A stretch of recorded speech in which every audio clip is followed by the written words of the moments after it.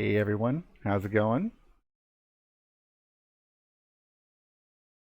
Delighted. Doing great, Neil. What up? What up? Welcome. Howdy, Looks like howdy. it looks like Excellent. it worked with a modicum of success. I think we're solid. I You might accidentally get good at this. I know it's like everything I try to do. It's always just a little messed, but you know what? That's half the charm, I think. So. It's your brand. It's part of your brand. Yes, it's like, would you like to watch a messed up show about science that also is messed up? It needs a cadence. Needs to not trip and fall on his face, and for me to accidentally hit the right buttons instead of like linger forth and like, oh, I had this mute at the wrong time. I'm sure people were like listening. Oh, this music started. Where's the music? All of a sudden, it just starts. It's like, oh. Because I had it muted to the wrong thing or whatever. Anyway, welcome everyone. It's good to have you. We have Tess, of course, here, Tess Clark, and we invited. I think is Greg going to be able to make it? Did anyone? I sent him a message. I don't know if he was able. I don't know if anyone replied. So he's watching his kids today. Well, can't argue with that, can you? So He's a good dad. Yes, indeed. Yes. So, we were just about to get into the nitty-gritty there, which was basically talking about the things that just blew my mind, and I think we might as well just jump right in. So, 531. Now BC, right? No. You said AD. AD.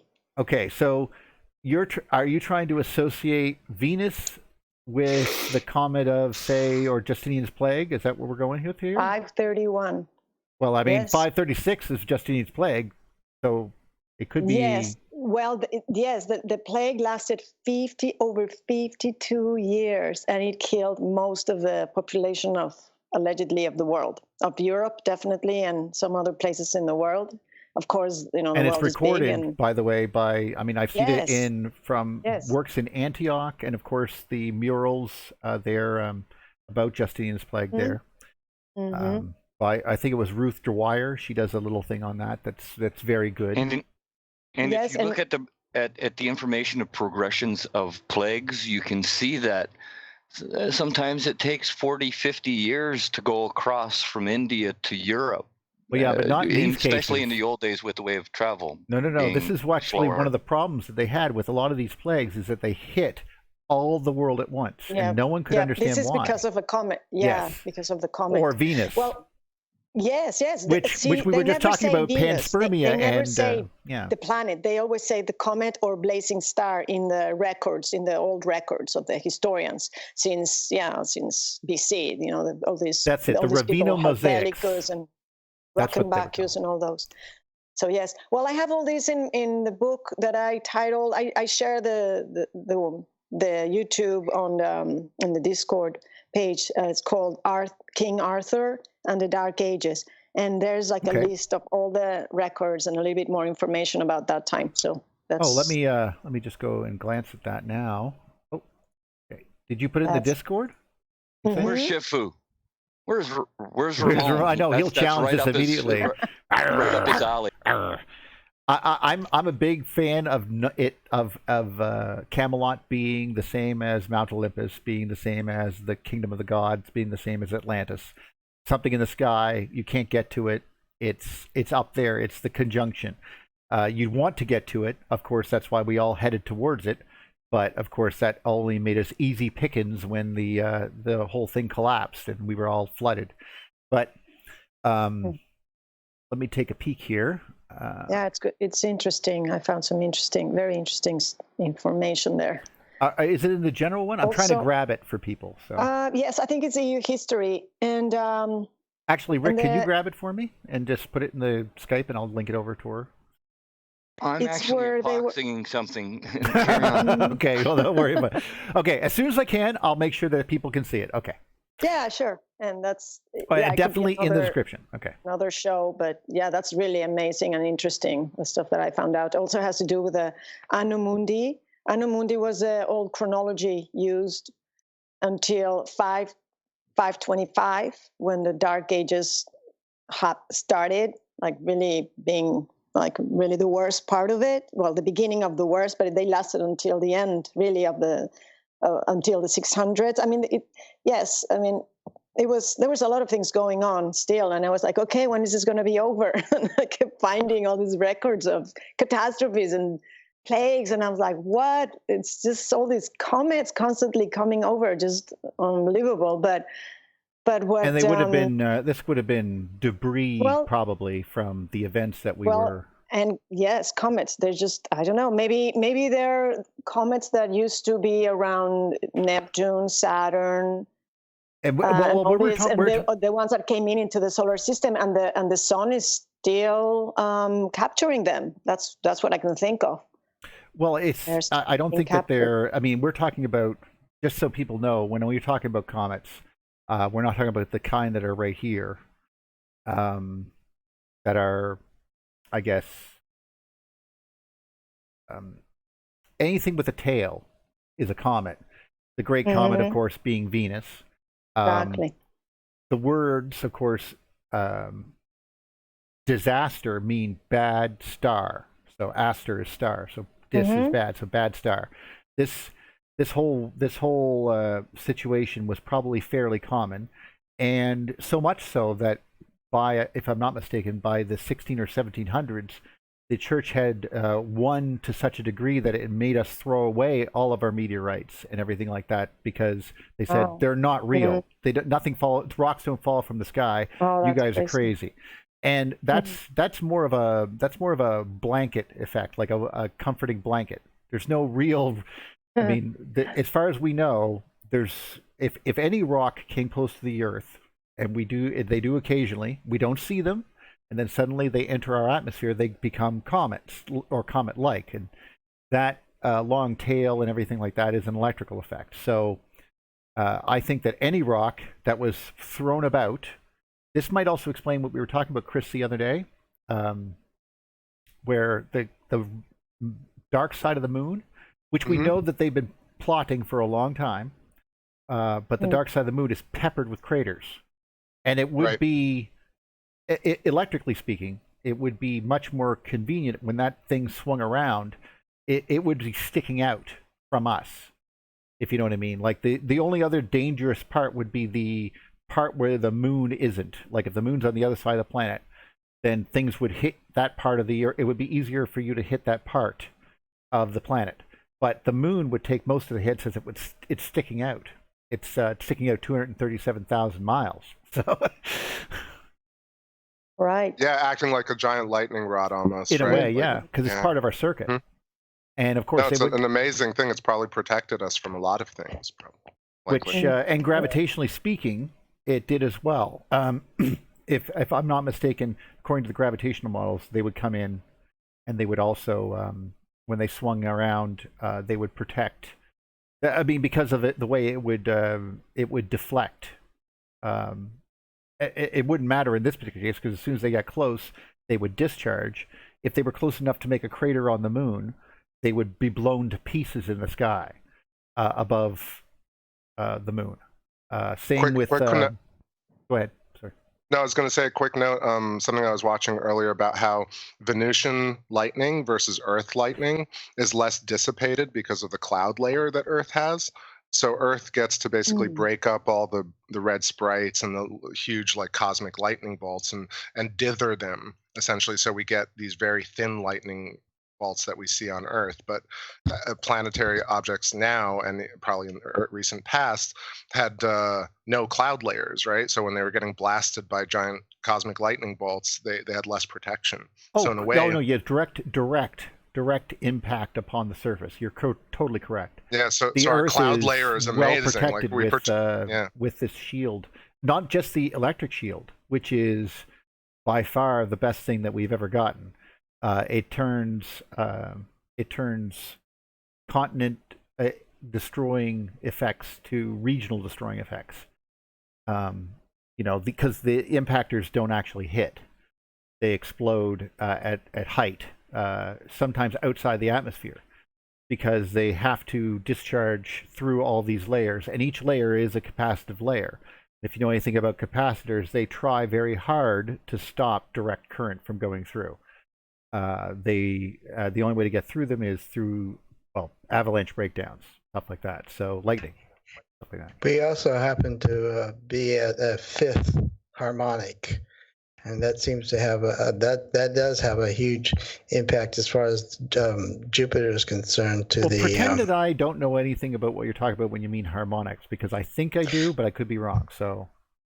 Well, it seems to be the ratio 1 to 3 or in fifths, and we're in the fifth. Jupiter is at 5.2 AUs. So that seems to be why we have a different kind of electrical, much more grander electrical phenomenon than Mars and the rest of them. So, the other thing... We do happen to have a lot of electrical activity, that's for sure. But only Venus, well, Venus obviously has a ton of electrical activity. It's near constantly discharging lightning in its atmosphere. So I think that it's even more active.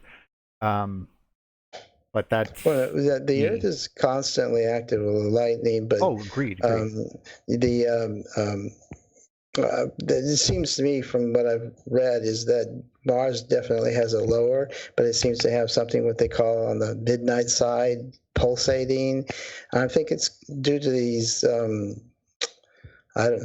these laws so that basically electricity runs through a certain way. But as I said before, I think Jupiter is the one that's actually making the solar system connection, the circuit itself. So, well, if it was like to the sun, it is like the moon to our Earth, so to speak. I would see that as something because of its ability to hold charge, and the fact that it's sticking out to one side of the solar system. The fact that it would have effects every time it slides past another planet, it's going to like say Saturn.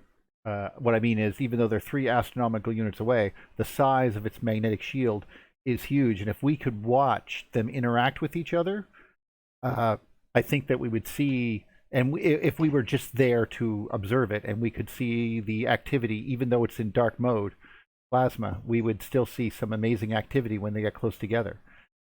I think that Jupiter is a massive effect on the way that the solar system works. I no doubt there.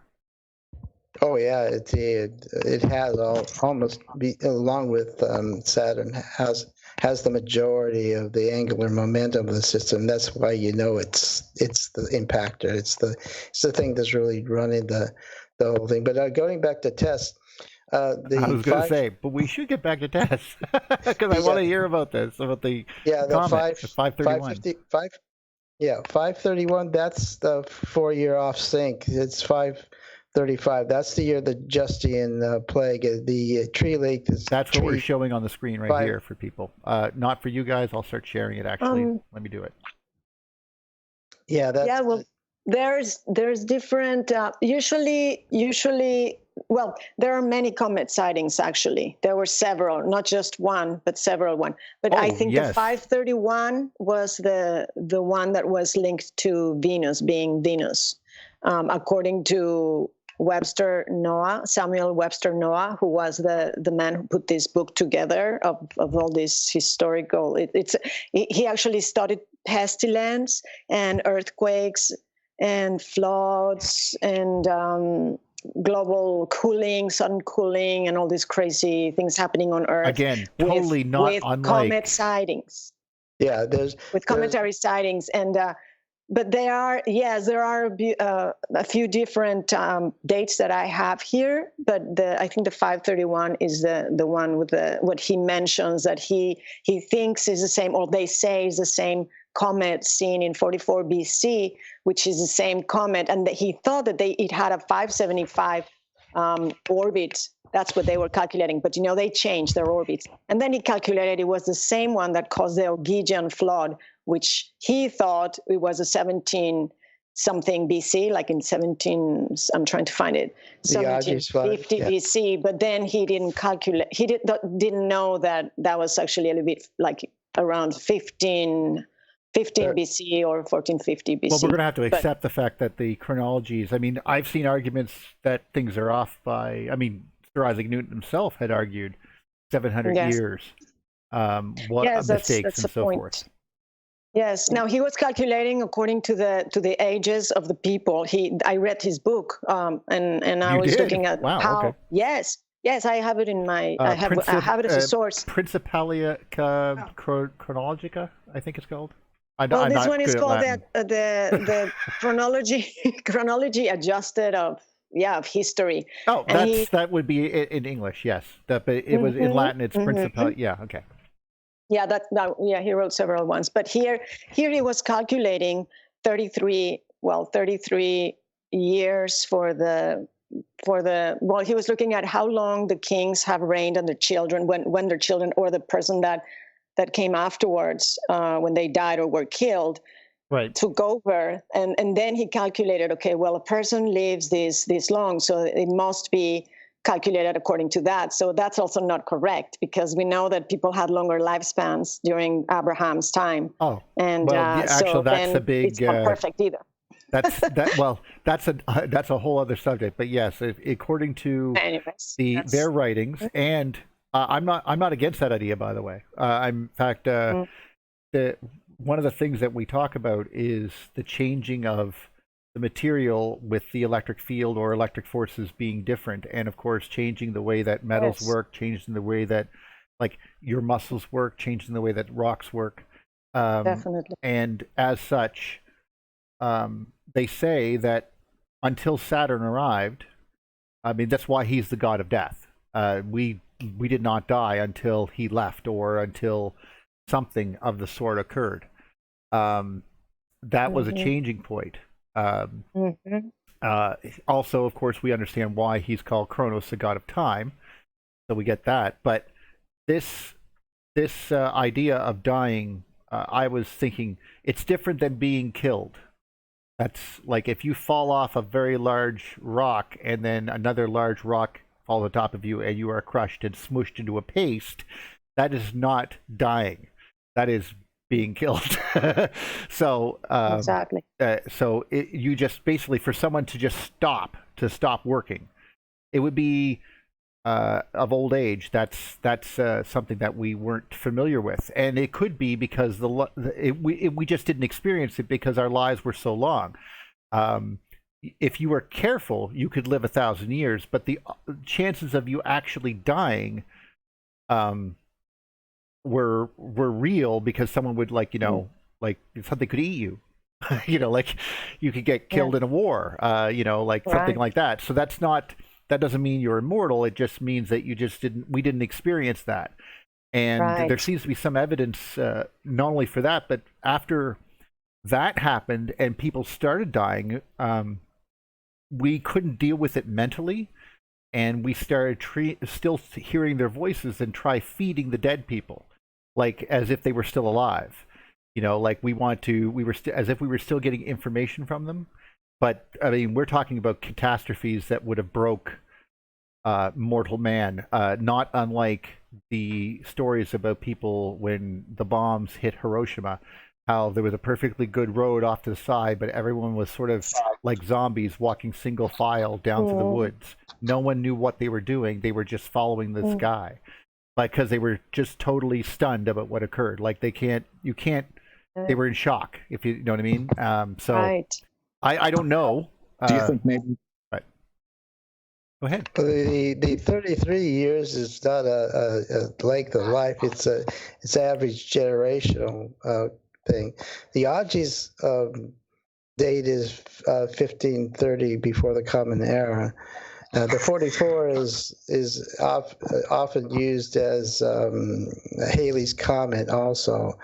But like I said, the 531 is it's 535, readjusted for the 4-year having it off sync. The 536 is the tree ring. It's the 1-year delay. Right. But there is a comment on that. I forget if it's 541 or 542, and it seemed to have a fairly significant impact on the climate as well. And well, I mean, it's in the tree ring, so there's all kinds of tree ring stuff that I have doesn't necessarily exactly And of course, dendrology. I have that in the book. Links to brings that and into, the cover of dust and darkness and Oh, yeah, and of course, I mean, we're just looking on the screen right here. We can see that they were seeing possibly shock waves in the sky. Fires were starting. a lot of things. Yes. People had sores all over their bodies. Can I just reference something quickly? Of course. Just to debunk all the alien myths, because just pooped my pants because I saw something in the sky. There are tons of ancient alien shows and channels that use these paintings as reference to UFOs, and they're really not. They're references to. Sorry, I actually don't have a TV. That was hardcore sarcasm. It was so harsh that it broke my mind. Sorry. Yes, really. Yes, really. Hey, look, there's the Holy Grail in the middle. I have that on my shirt. True. So anyway, yes. So you see a lot of cometary symbolism and things that look like ships, but they're really Thank you, Chris. plasma events. People they're like, "What if blah blah blah?" and spooky music and spooky language. But really, here's the alien in his little star. I hate that looks like an angel. That's why if you want to seize one of those things, if you really want to feel how you're being played, and people at home can do this, feel free. Go ahead, listen to one of those, like a David Icke movie or whatever, whatever his name is there, and just turn off the sound, okay? Just turn the sound off and watch, and then get the information that way. If you turn the sound on and just listen to his voice, I mean, the music that's playing in the background is just like, whoa, you're like, like, you don't need that. Scared. I don't need that feeling, like I'm trying to do research here. You're freaking me out. Although, just to be fair, like when you condition people to that type of presentation, it's partly why Ancient Aliens is so popular. Hey, and it's like half the reason why shows. I put on my presentation, Fires in the Sky, I have a music track, but I also release a non-music track version. So. Yeah, no, but it's also like that kind of, if you watch trailers nowadays, right? They start with jail clanging, like the doors slamming shut, the Inception sound, and then you have the kind of ominous kind of buildup. This is manipulation at the highest level. Oh God! Especially what's that sound from, like that one with Tom Cruise and the Martians were attacking, and it was like, oh, the War of the Worlds sound. Yeah, what like it's like, I don't need that sound. Thank you very much. Exactly. It sounds ungodly. I don't need it. Like. It's like, but you could flip it though. Like that's I've talked about kind of marketing before, but if you can use that same type of presentation to spread good information. Oh, okay. It's not... Peace and love.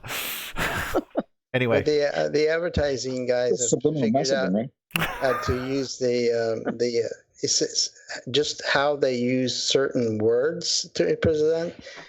Give them it literally reprograms your mind into fear, and so that's probably true. It's just using the different ways of how you can use words. It's just bizarre, but they've got it down to a science. It's a science. They've got a science. I have a good word: banana split. Yeah, I was thinking about that. But first, I actually didn't even do my preview. Like, I totally skipped that too. Oh my God, I'm terrible. First hit the preview. That's the all right. Yeah, you go start talking to those people, and I'll do the preview thing. I actually loaded up on another screen so I could see it, but... I love it. People are like, where's my appetizer? Neil's like, eat your steak. I know, eh? All right. So let's see if I can actually do this correctly without messing it all up. Not likely, but we'll see how it goes. Why does it always go back to food with you, Chris? Are you kidding? Don't blame me. It's my damn chat room always getting me hungry. I'm conditioned now to think about food online.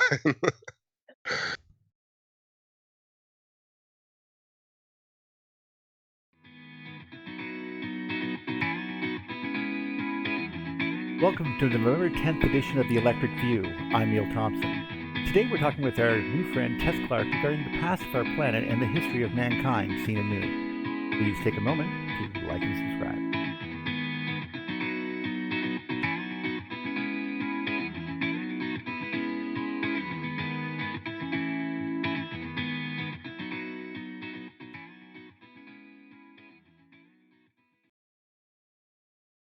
And we're back, and you talked right through me again, and I managed to ignore you. You did a good job. All right, so that was good. That's good. I'm glad that worked. Okay, so we were going to check with some banana splits. Do you have a question or two? Well, no, I would just want to say hello, Polly B. Hello, Schmudgebits, Rhea, Peter, We Shannon, have a lot of people on Howie, now. Okay. Michael, Cole, Jesse, Kronos is here. Wow, hi, Kronos. Duplicat is here. Smasho is here. Well, he's on talking with us here, but yeah. I'd like to. Hi, everybody, and I haven't welcome. got a chance to talk to Kronos yet, although we actually have each other's phone number, but we haven't made that happen yet. Hey, hi from Denmark. Neil Tor joined us and said hi as well, and he wanted you to know that he came by. Who? Tor Vidar. Oh, Tor Vidar. Yes, the gentleman with the unpronounceable name. Yes. Yeah. Sorry if I missed anybody. Here's okay. I just wanted to throw him in because he came by and said hi. Oh, he's like Mike.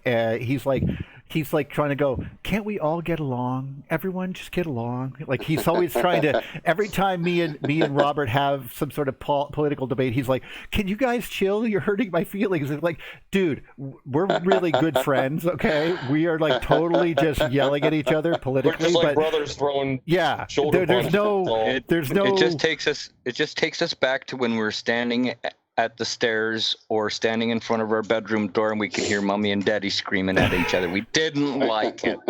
Every damn day. I know. Well, he didn't go into all that, but he did want to come by. He came by and said hi in the YouTube chat, so I thought I'd mention him. Oh, he's just lovely that way. That's what I mean. He's just oh, there he is. See, I'm here.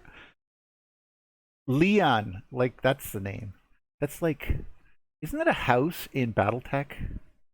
I don't know. Leon? Neil, there are a couple of I want to say simple questions, but questions that we could tackle. So yeah, okay. Shannon Parsons says, can someone describe dark mode? Actually, yeah. Energy in dark mode, energy in glow mode, and energy in arc mode. There's 3 modes. Yeah. Yeah, and just one more. Marta Lyell says, capacitors and resistance determine the frequency. What is the resistance in this scenario? I think this was in reference to the comet passing by. So those are a couple. Oh, okay. Well, there's actually a resistance in plasma. It's not superconductive, so the actual traveling, like if something's spiraling to give off light, you have a resistance because there's a load. So you even in dark mode, but some of this is inductive. The magnetic field holds charge. Capacitive, the shells hold charge. The magnetic field holds flux, and the coulombs are attached to the capacitance shells. So as well as the double layers, yeah. Oh, capacitive shells, double layers are similar. Let me see if I can actually bring up the. This is actually what we're talking about when we go to dark mode. Crooks. Discharge. 2. No. I'm looking for what's it called there? The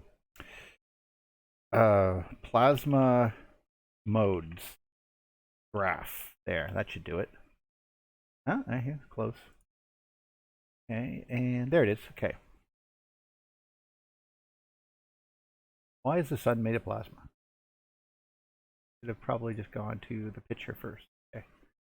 Open a picture. Open as an image. There we go. Okay. So, dark discharge is dark mode. So this is where you would have things like Geiger counters, and if you're receiving radio waves or things like that, those are dark discharge type of stuff. Glow discharge, they're entering the visible spectrum. The excitement is happening. You can start seeing, this is technically glow mode plasma right there. And then once you go into abnormal glow, you're hitting an area where it starts to get like the Birkeland currents become more apparent. They start twisting around because the magnetic field strength. It's trying to reduce its surface area as quickly as possible. And as soon as you get down into here, you're getting into arc mode, and that's exactly the same thing. They twist around each other. That's what you got going on. So these are the 3 layers. Okay. Hopefully that helps. What's the X question? Oh, awesome! That was an awesome answer. Thank you. I'm acting as the audience here, No, so I know. please feel free to follow up. And It was. I didn't want to take too much. I just wanted to be short and sweet. So there you go. So. Well, I just want to add that in dark energy mode, we can't see it with our naked eyes. We can barely even see this stuff in dark energy mode with radio telescopes. We have to figure out a new type of way of looking for this. Like Tesla said, once we start investigating the unseen energies, aka plasma and dark mode, and all the things that it does on all of its scales, then we will start to understand how things work a lot better. Yeah, like the aurora is just a footprint of one. That's all it is.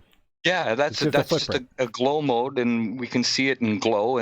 But what's happening when it's not glowing? Well, the magnetic field of the Earth is pinching it down at that point. If it was able, but if we could follow it outwards, it's still going up and connected to the plasma sheath around the planet, the magnetic field, the long tail. Yeah, but imagine if you could point a camera up there or put on a pair of glasses and see this stuff. Actually, I've given Howard Lippman or Panorpheus a lot of stuff for his book on what you'd have to do to see that, because it's indicative of how you would plot an interstellar course. If you want to leave, you'd have to be able to plot where this chord connects to see where all the energy fields are going. Yeah. Yeah, you have to follow that local chimney. The graph and description of this, I like them because these are the applied magnetohydrodynamic versions of the electromagnetic spectrum. So you're not just looking at the spectrum and saying, hey, this is what a radio wave is, this is what visible light is, and this is what an X-ray is.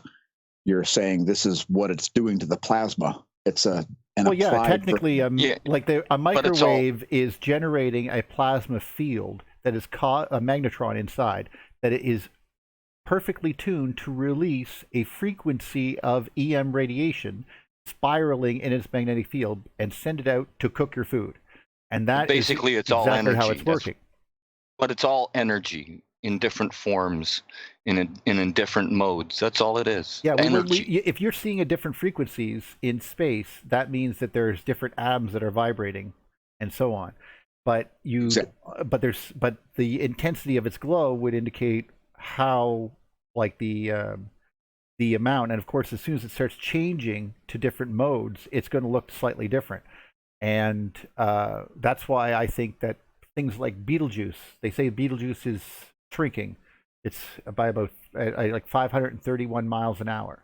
But what I think is happening is that it's in red glow mode, and it's about to go into arc mode, so it's going over that little lip into abnormal glow, and it's going to go into arc. So it's going to pull back that entire big round red sheath around it, and you're going to find out that it's only a small star in the middle, probably no bigger than our sun. But are there planets in there? That's the real question. There probably is, probably lots, and that will be the first time they have ever seen light. And if that's the case, that red glow has been around them for an extended period of time, which means if there is that would be a good way to have life. Because that's how we started. We started with a big red glow around us, and the hydrogen was interacting with the oxygen coming off the rocks, and lo and behold, it started raining like crazy. And it looks like everything, like from all the way to dinosaurs and beyond, was made to deal with incredibly wet environments, but not like the ocean. Like, I mean, like land-based wetness, like large leaves, large trees. They're able to deal with it because it's always raining. They'll invent astrology, and it'll be one of their most important things in their lives for thousands of years until religion comes about. What about this theory? How many planets are out there that are forming on just spinning on polar fields instead of on equatorial planes that aren't being looked for? Actually, I would assume that lots. I would think. Well, the one that would really hit me would be the Orion Nebula has the pulsar that's spinning, and you could see an actual spiral around it. I would think that anything up or down from that pathway, once it's cooled down and stopped spinning, we should be able to see things plugged into that. Well, we know stars form on Birkeland currents and gas giants as well. In these Birkeland currents, they get shut off when they get pulled into the main star from being red dwarfs and brown dwarfs. Well, and inside, they can only draw we from suppose that there are rocky bodies inside there being birthed during all of this process in the Hero objects. And yeah, I think that's the way it went. One would think so, but the thing is, when we look for exoplanets, right, the main way we do that is through the wobble of the star and through occultation of the star's light. If planets are forming in the polar fields of the star, none of that stuff would happen. That's correct. Also, you would have a situation where look at the situation where they think that they have found something, that they're building some weird thing around the planet. Like they think that there's aliens around this planet trying to build a Dyson sphere. Tabby star is the one of the two major examples of that, for instance. But that's probably not happening. What could be happening is there is a lot of debris around that star from things getting blasted to pieces, or arguably the star is not under a constant power supply, so it is fluctuating. Oh, yeah. And if it's fluctuating or interacting with, let's say it has many stars, like stars within it that are it's interacting with, like maybe a large Jupiter, and occasionally they're stealing the main current occasionally, that could be causing dips in its power supply. Now, is this happening? I don't know, but this is why because of the creation aspect of electricity, when it's in free flow, like plasma, it will bring material together, pinch it into spheres, and of course, then it has an electric field, which will now different from different plasma, and of course, things align to these fields. All of that type of thing lends to creation. So you don't need an alien civilization to do it, to create some of these effects. Tess, you're a very patient girl. Thank you for your patience. No, that was the end. Do we have any more questions before we get back to Tess? That's what I want to know, because I think we answered them all. Did we answer them all? Pass the mic. I didn't say the word Z fields. I love your questions, guys, but I want to make sure that our guest is actually, because this is a big deal, because I would argue that 700 or 650 BC would be the last approach of Venus, and she's saying no. We got messed up this bad, and all the way back until when? But it does lend some argument to, because if you look at some of those old pictures of comets, they were magical looking, three tails coming off them. Einstein, what if Einstein was right with his timeline and 700 years had been added? Einstein's not right about anything except for the thing he won the Nobel Prize for. I think you're talking about Sir Isaac Newton. Or, sorry, Newton. Yeah. My bad. My God bad. In heaven, sir. All right. I think. Hey, real quick. So, Tess, or what you're saying is there were more Venus flybys more recently? Yes. Yes, I think what happened is that the orbit of Mars and Venus were either affected by some comet going close to them, and then their orbit approaching us a little bit. And it doesn't take too much. I guess it just has to do with the sheets, with the current sheets to connect with Earth. And then like Andrew Hall has said, we get the balance of the Earth, electrical balance gets out of whack, and then it just starts showing up. It just comes out in volcanoes, and tsunamis happen, and superstorms, and I have, I love that you look to Andrew Hall, because Andrew Hall's just this guy that I hang out with. As many people in the electric universe know, Venus is still a comet, and it has a great big long tail. Yeah. And so are we. When we come close, and when we're in our closest approach or close to Venus, its tail touches the magnetosphere of Earth. People don't know that. Right. Either way, I've done research, and I've seen that it looks like Venus didn't settle till very recently. Continue, Tess. I would really like I would really like if you had the chance to all of you to go and look at the PDF or listen to that. It's like an hour and a half. Well, let me grab the image. Then, Does someone have it here? Then we can talk about that some other time, because it's just amazing information that it's there, and I would really like to have your input, because there are some questions I have regarding the 525 change to the year of our Lord. And it had to do with all this thing, amassing of planets and conjunctions, that Exegus, the guy who came up with this new calendar, way of measuring time, which is the AD. Right. They got rid of the Anno Mundi. And it has to do with something that was happening around this time. And maybe if you look at that, maybe you can help me figure out what it is, because it's very mysterious and it's very fascinating. I have this. That's on your site. You have the PDF on your site. Mm-hmm. Yes, okay. And I gave the link on here on the. I see it here. I'm gonna just pop them both up. It's really fascinating. So I would really like for you guys to look at this, and then we can discuss it some other time. And if anyone listening also goes and just reads it, it's not very long. It's 32 pages.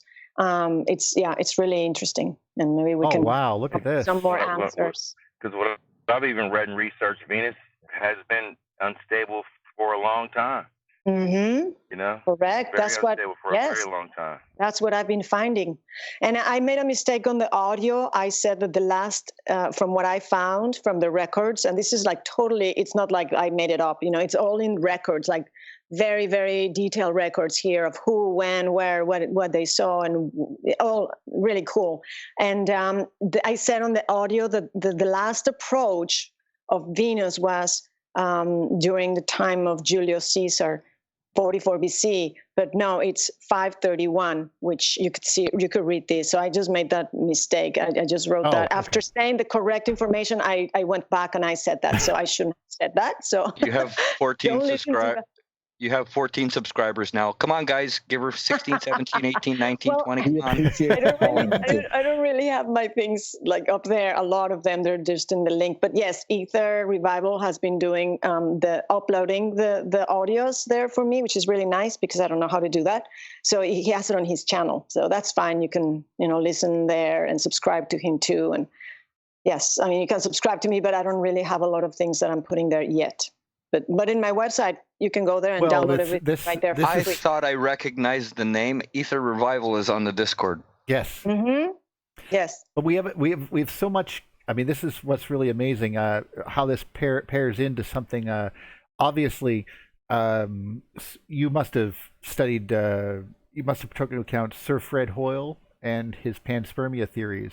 I assume that you've studied him. Is that correct, Tess?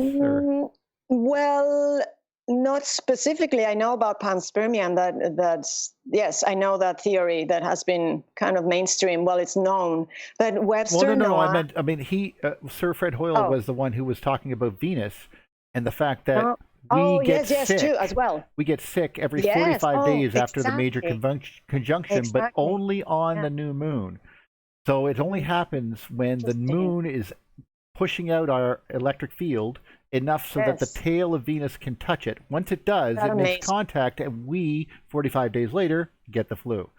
And this is this meshes perfectly with the Spanish flu of 1918 and so forth. So all the worst flu epidemics match this thing. So if this is the case, then we could be there could still be biological material in being generated in the atmosphere of Venus. That could be where viruses come from, for all we know. Yes. We did all of the ones on the planet. Like until that thing came near us, we didn't actually we didn't have these things affecting us like they are. I mean, we know that weird things have occurred with biological outbreaks and like algae will bloom and we don't know why. And it has to do with, of course, the amount of ions that are coming through. Same with mushrooms, apparently. So these are all. Or is it a change in energy frequencies and vibrations that activate dormant viruses that are here already? Now you're beginning to talk my language. Yeah, that's a good point. Good point. In other words, the Mercury transit may kill you via some sort of solar wind blowing viruses from Mercury onto your doorstep. Yay! Well, this is going to be fun watching. Don't Yeah, forget and- tomorrow, everyone. and breathe. reanimating old supposed Yeah. dead ones. Plus, it could melt Lake Vostok in Antarctica, releasing the Blood Plague. I think there's some kind of movie like that, isn't there? I don't know. Well, actually, there's an episode of friggin' X-Files like that. They cut a tree, Nice. and then it goes like, and then this black oily stuff was going inside the car, and they were just saved just in time. And I'm like, you had nothing better to do than to go off to a logging camp and film. Is that what happened? You were out of budget? Is that what happened? Well, that is 60,000 years old. It's a magnetic reversal, and as far as I can tell, it's the time when the civilization at the North Pole flipped, and that civilization perished. We went extinct in that civilization at the North Pole. You think there was actually a civilization up there? That's what they moved down to the Crimean area that Rick was talking about. Okay, no, you don't mean then the North Pole. The you mean producer around. wanted to go fishing, Neil. What? I said the producer wanted to go fishing. That's why they moved the production to a log cabin. Oh. For whack. Oh, Jesus Christ! I was like, what are you talking about? Yes, sir. Is there some links that you can share that pertain to viruses and I guess space bacteria, for lack of a better term? Oh, just go look it up, sure. But it's all hypothetical at the moment. Well, no, some of it is. We're talking about it because I've been talking about this too, and even in my presentation, I mentioned you in my presentation, and I've been sporting the electric view, but I want to make sure that, you know, I even started talking about some of the Medusa stuff that you talk about with Venus, and I also referenced Velikovsky, but I looked in Russell's bookshelf, and there was a World in Collisions book of Velikovsky. So I thought that was pretty interesting to share with the group here. Yes. Well, go to Webster Noah. Go to my PDF. It has the link to. I have the link to Webster Noah's book. Samuel Noah Webster, and the name is really long, but it has to do with pestilence, which is viruses that are coming in that cause the plagues and the pestilence. And he has done like this. He wrote this book studying that specifically and linking it to the appearances of comets. And that would be really interesting because that's what he goes into. And he spoke of the electric universe in the 1700s. Wow. He said, yes, you're going to love his book because he said it's electric. The sun is electric. Yeah. The planets are electric. And he's talking about that. And I'm like, wow. Benjamin Franklin said the same freaking thing. Mm-hmm. And I have that in my Mythos book, the little excerpts where he says exactly, because it's a really long book. It's like probably 1,400 pages. It's amazing. And it also has like a time schedule of all the catastrophes. Well, not catastrophes, but different ages, different times of big things happening on Earth, and historical events, and the times of comet sightings and plagues and everything. And most of the big, like this 1066 and the 525 or the Justinian plague, and he even starts, I think, from the first flood. He goes, I'm sorry, not the first flood. I think he mentions Noah's flood, but he definitely mentions the Exodus. And he says that's the first time he saw the really amazing descriptions about plagues and all of this. So he has that. And he has really good details, historical details of everything. It's unbelievable. And he's the man who wrote the Webster dictionary, but nobody knows this book. It's like, oh, it's a mystery, but it's right there. You can download it. This kind of thing gets me so excited because that's when you start to make big picture connections. Actually, you know what's also getting me excited? Ideas. Take a look at what Sir Fred Hoyle is saying here. I have it translated here on the screen, but while you were talking, Tess, I just realized that he's sitting there going, the Big Bang doesn't work. There's no such thing, the center of galaxy problem. He basically is pointing out the issue that we have with dark matter, where the fact is that they needed. I explained to people why that's not science, because, you know, obviously if you if you get it wrong in a guess, you're supposed to start over. You don't just go, oh, well, there must be a whole lack of fictional mass in this to make the equation balance. You don't do that. That's not science. That's wrong. Well, but dark matter is just dark energy. It's energy in dark mode. It's just mathematics. No, it's energy. It's energy in dark mode that holds our galaxy together. Okay, well, now that might be true, but that's not dark matter. I meant in the scientific theory. But anyway, that's not I was just saying Let's that go it's with not, Tess, not a though. real I want to thing. hear more about what you were saying with regards to what you were actually talking about. I just wanted to point out that he was actually challenging that. This is him, Sir Fred Hoyle, by the way. So, and he's talking about stuff like problems Tess, with while science. you were talking, it reminded me of two separate things. First, I guess it reminded me of something that I don't know if we talk about enough, and that's about how like the Egyptians were masters of plagues and masters of bottling plagues, and putting it inside of the as a deterrent inside of the pyramids and things like this. So maybe during these events, they were bottling them and figuring out types of. I mean, some of these plagues probably were just because of the how the air was probably stale.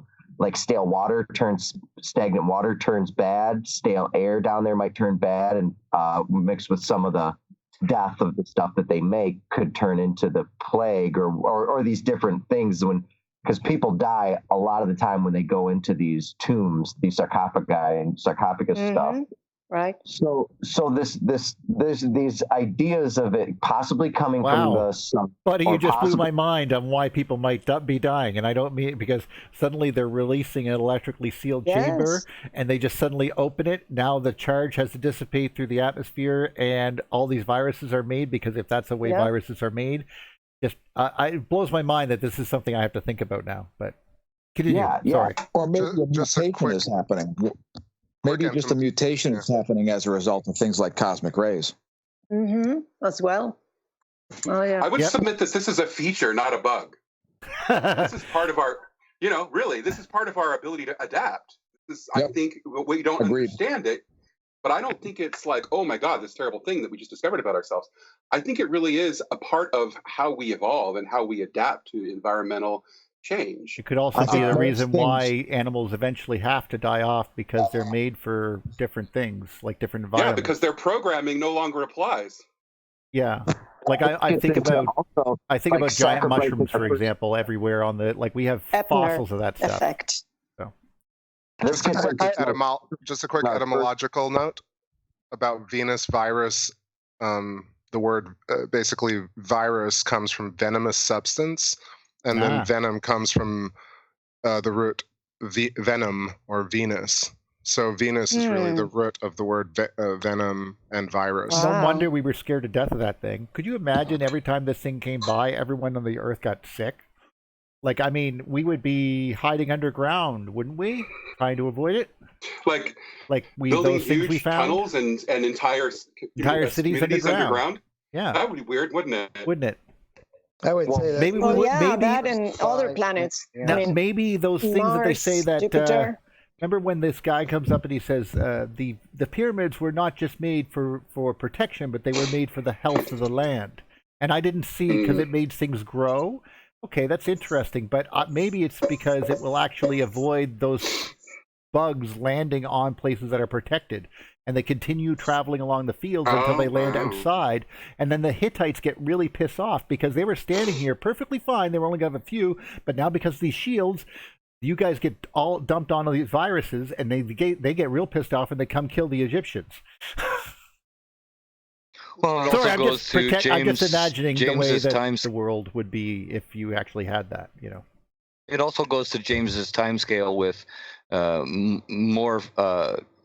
more events, cyclical events happening more recently as well. I was wondering about that, so that cleared up an issue. Yeah, you think that's air you're the breathing? big plague of 1349. That was when the pictures that you see of that. There's viruses, or they're dying of I don't know what it is, but it's like a virus, and they die in like 2 days, and it's just like it's just amazing. It's stuff that they've never seen. It took a third of the planet's population out, I believe. So. Yep.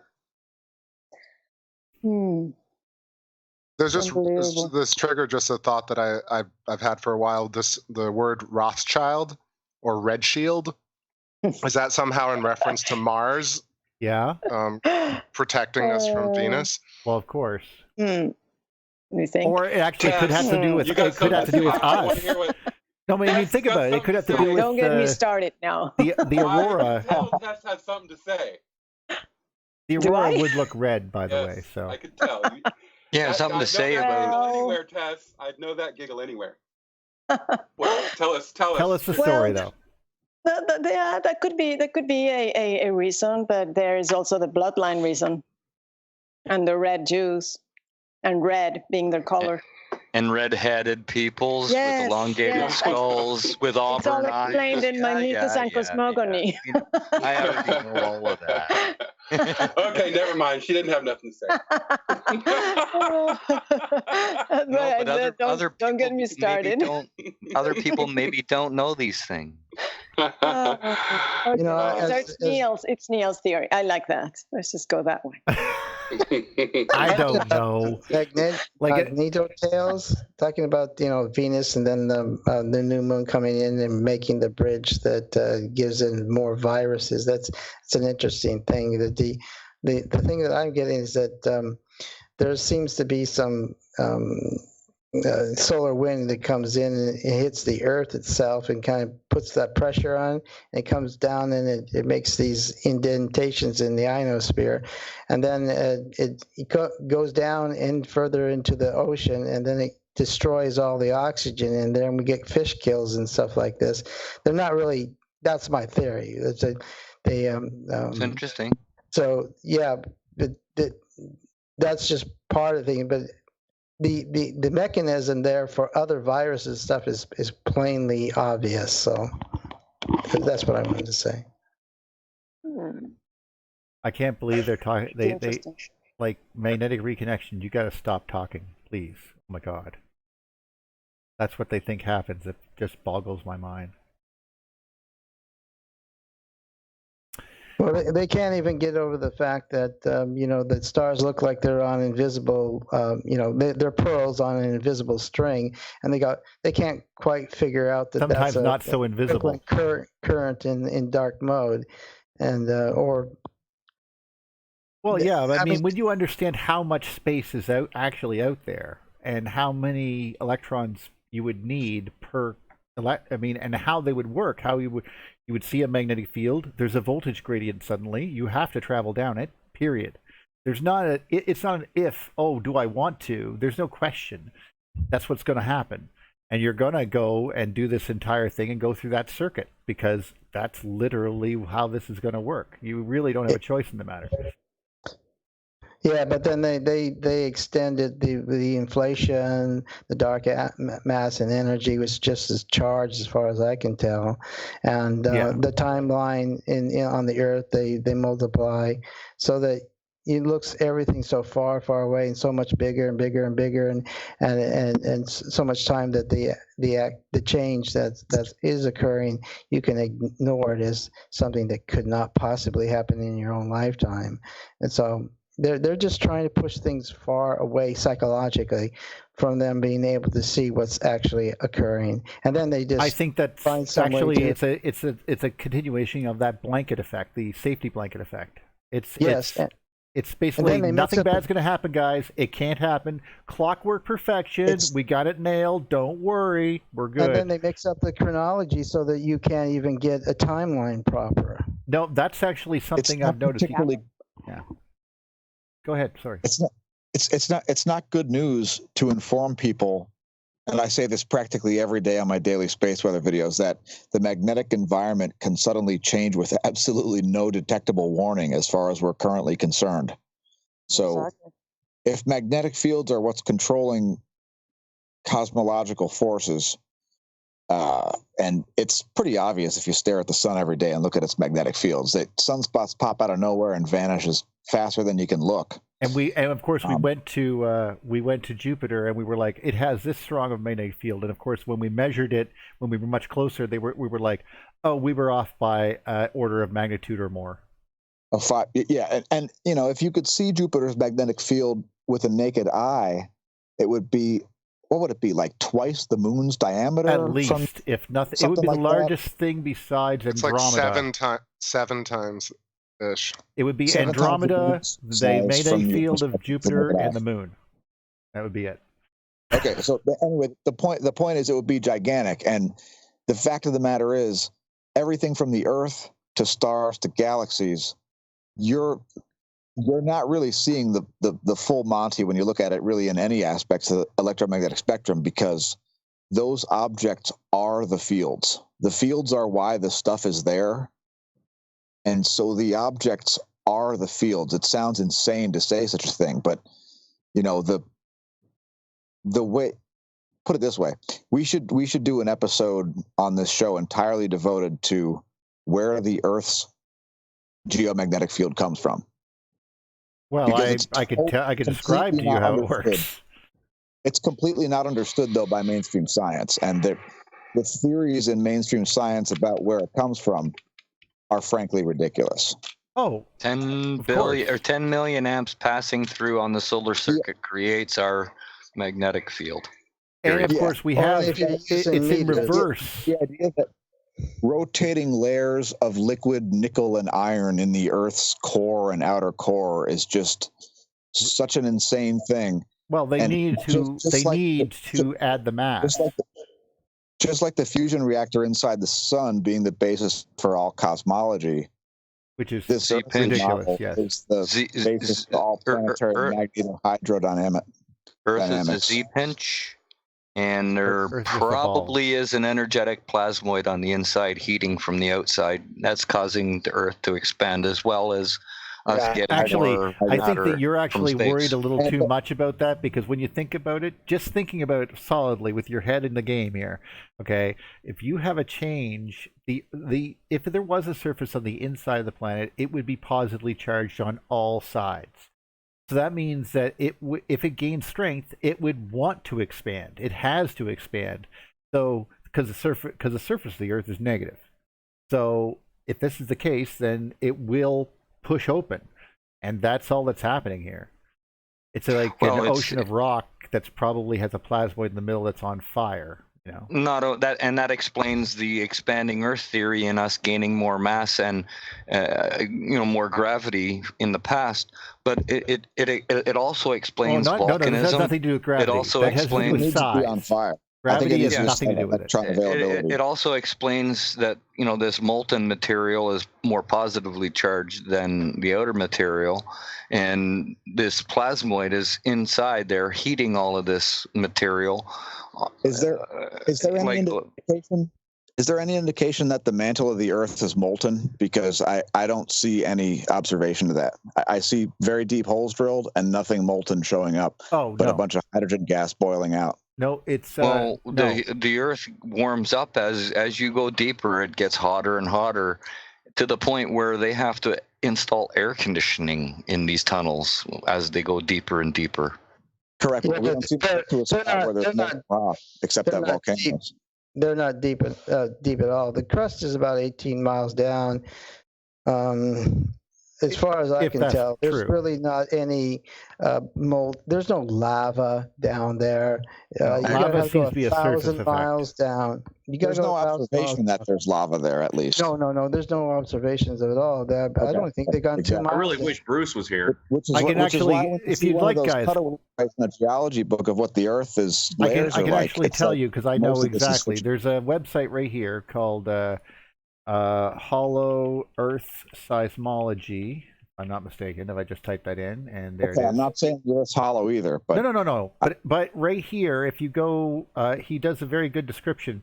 If this outer core is liquid, so that would be liquid, then it conforms to all of our known, basically the shadow zone and everything with regards to the features of earthquakes.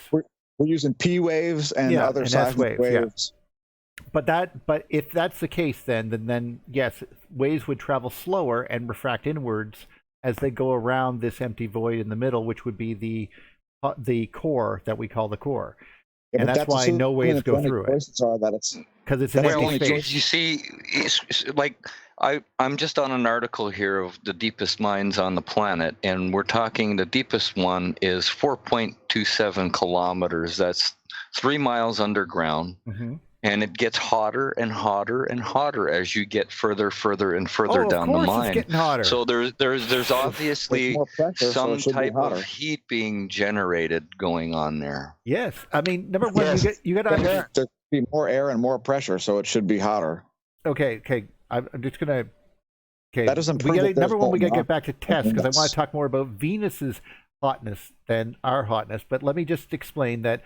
It's very similar to this description. So if I can wrap your brain around this electrically, if the sun, okay, and all the planets are considered a load, then the heliopause is bridging that connection to the arms of the galaxy's charge. And it should be. If that's the case, then the heliopause of the solar system should express as much energy as all of the power being expressed inside of it. This is the max power theorem. It can only dump so much power as is going through this circuit.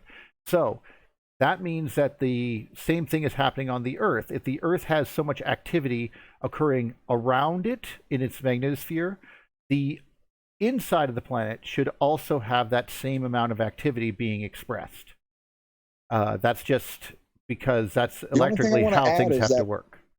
Where Voyager 1 and Voyager 2 went through the heliopause was right on the ecliptic plane. That's just something to keep in mind, because the shape of the heliosphere I would expect to not be to be spherical at that point of the heliopause. But if you look at the entire thing, you'd expect it to be shaped differently. So the leading edge of the heliopause appears to be spherical as per the measurements of Voyager 1 and Voyager 2.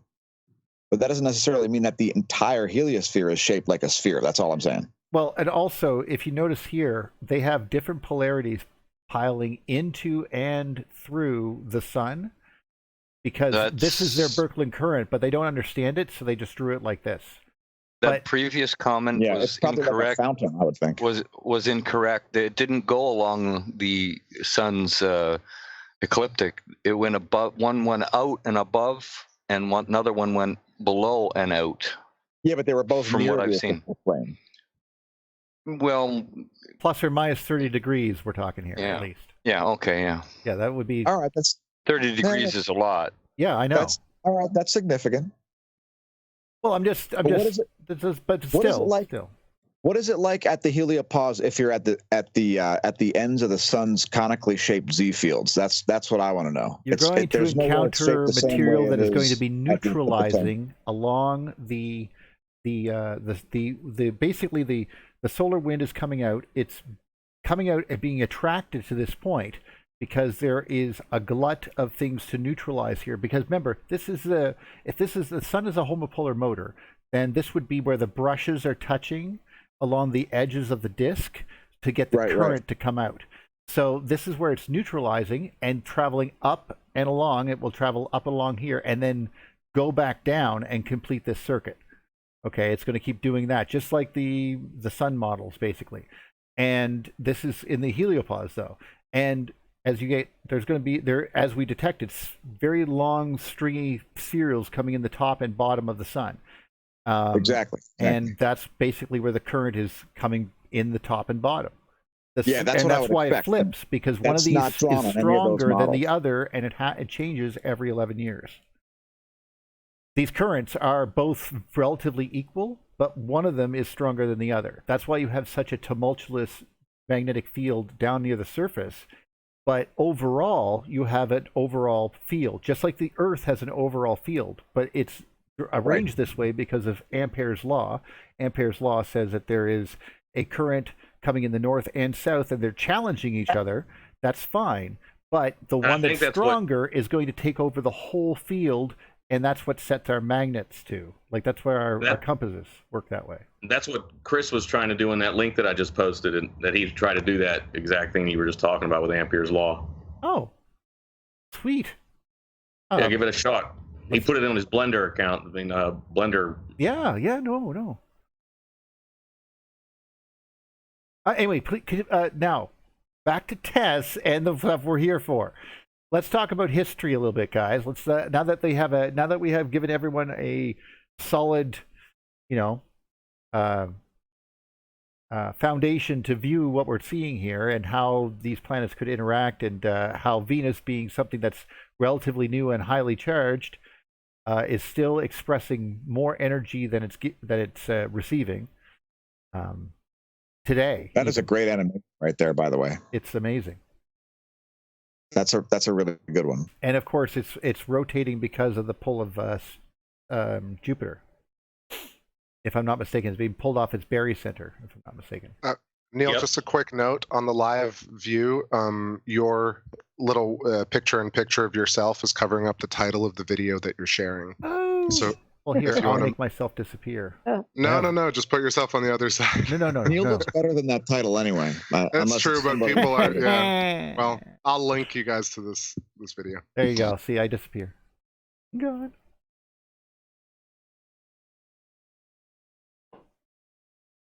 Yeah, these graphics are really amazing. But this is where the harmonics are really coming in.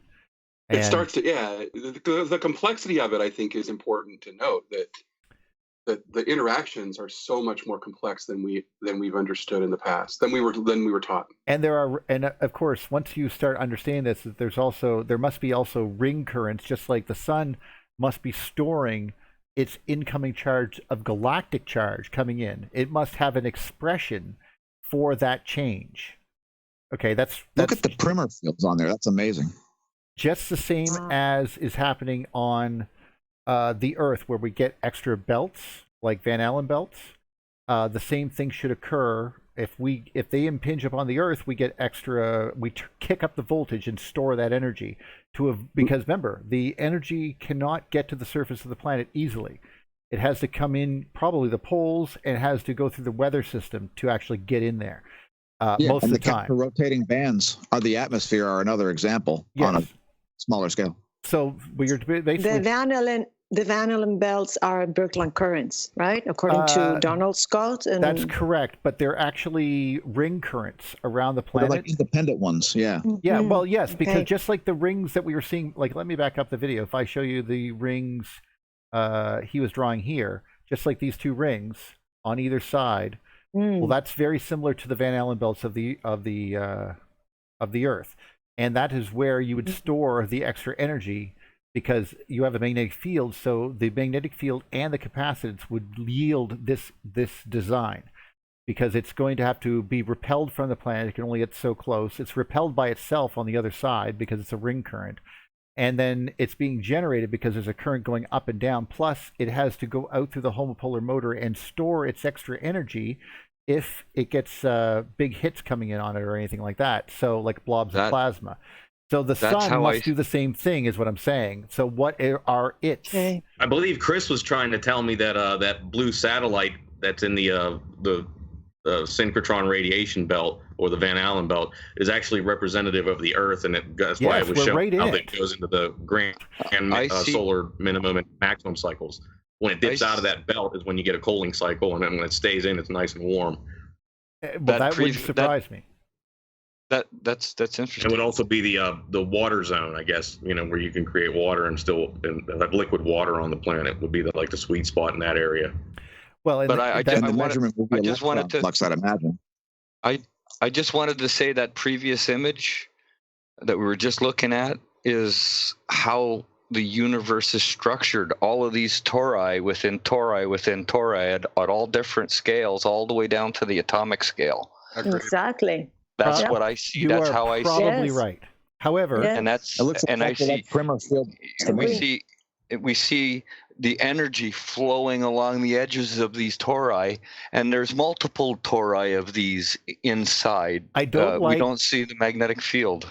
No, of course not. But I wanted to say that I'm not actually pivoting out the perimeter fields because, in actuality, a lot of the perimeter fields are well, this isn't quite described as just electromagnetism. In many cases, this isn't quite the perimeter field. This is of course. This is a magnetic tori. Mm-hmm. But what I want This is different than the primer field. The primer field is pinching. All right, we got is pinching plasma into a. No, I can see the difference now that you mention it. However, the primer field is more like a Bennett pinch. Okay, Neil. Okay. The dual monopoles. Hello. Okay, guys. I just wanted to say that you were asking how a planet can actually get stuck up in here. Well, if this is a magnetic field, which it isn't, but it's very similar to one, it's a perfect example of why a planet might be trapped in such a way that it's down here and gets pushed along the edge and then up into this area. And it too has a donut around it, but it's much smaller.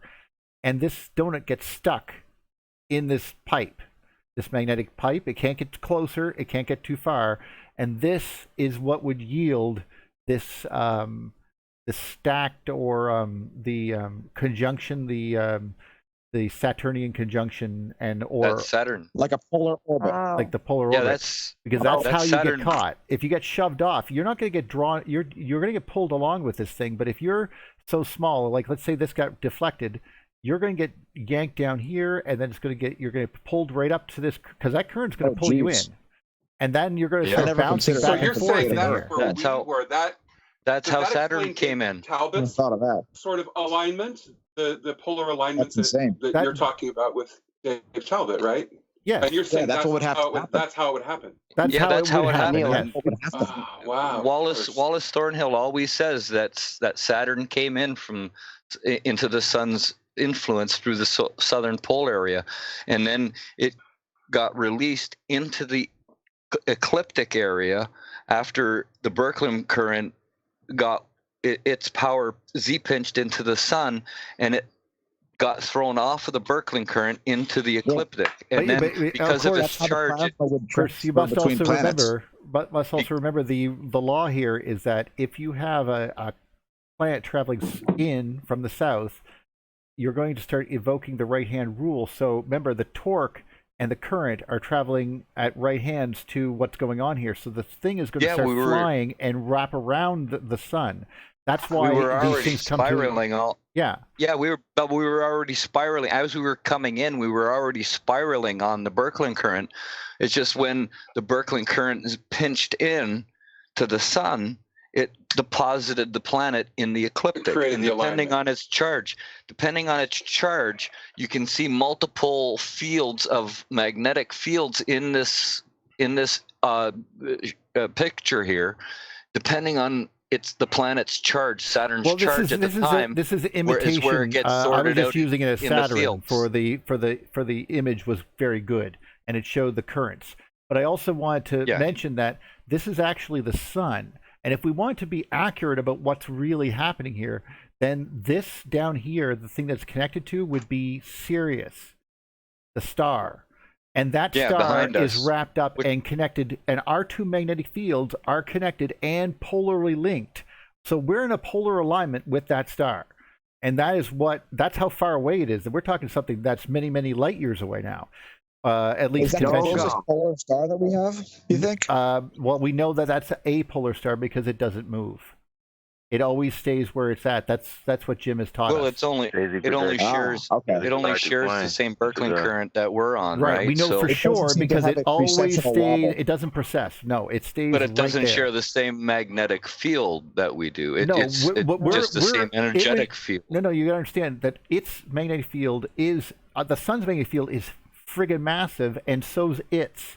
And technically, we are sensing each other and linked to each other, although we're quite far away from each other. But there's enough there that there's nothing else to align to. We got to understand that we're aligning to these forces. Signal. Do we see a signal of Sirius activity related to solar activity? Was it? Neil? Yeah, I hope it was serious. Yes, I have a question. of course. I would like for you to actually have a lot more to say, but these guys, there's so much crazy crap is happening. Very interesting. No, Whatever, Neil. We stopped believing that a while ago. I have a question about Sirius. So I've been reading about the Egyptians, and they were using a lunar calendar. Of course, we were not close to our current sun, so they used the helical rising of Sirius. Mm-hmm. Yes. As a calendar, and the lunar calendar as well, and they called Osiris a sun. They called him also the sun. But is it possible that when we were back there by Saturn and Uranus, Neptune, Sirius was bigger? Maybe we were closer, and because of what you were saying, that's why they could use it to know when the new the seasons would begin or something like that? Well, what I would recommend would be, in fact, I can't even go back that far. That's how far back it is. Let's see if I can go in here and grab it. It's Jim's video that we had, and of course, See the Pattern has expanded on Jim's work, which was also very good. I did hear about what they said, that we were on the same Birkeland current. I listened to your videos with him. So that's what you're talking about? I think, yes. Yeah, and we're connected. And that's the reason why Sirius stays in the same place and rises in the same place, because it's on the same Birkeland current as us. That's why they could use it. Okay, all right. Just a few hundred, just 100 light years or so away. Is there any other stars that are on the same chain that we can see other than Sirius? Like, are we moving towards another one? I know that this one's behind us. I only wish Jim was there because he would know. Unfortunately, I do not. Well, I think the Mayans consider Alcyone and the Pleiades so important because of that. I think we're connected that way. We orbit the Pleiades every 26 million years, apparently. It's central. We just go, and it basically stays in the same place as well, right? Well, I know actually the ancients said that that particular group was responsible for Mercury's wobbling. Interesting. And things are a lot closer to us. And when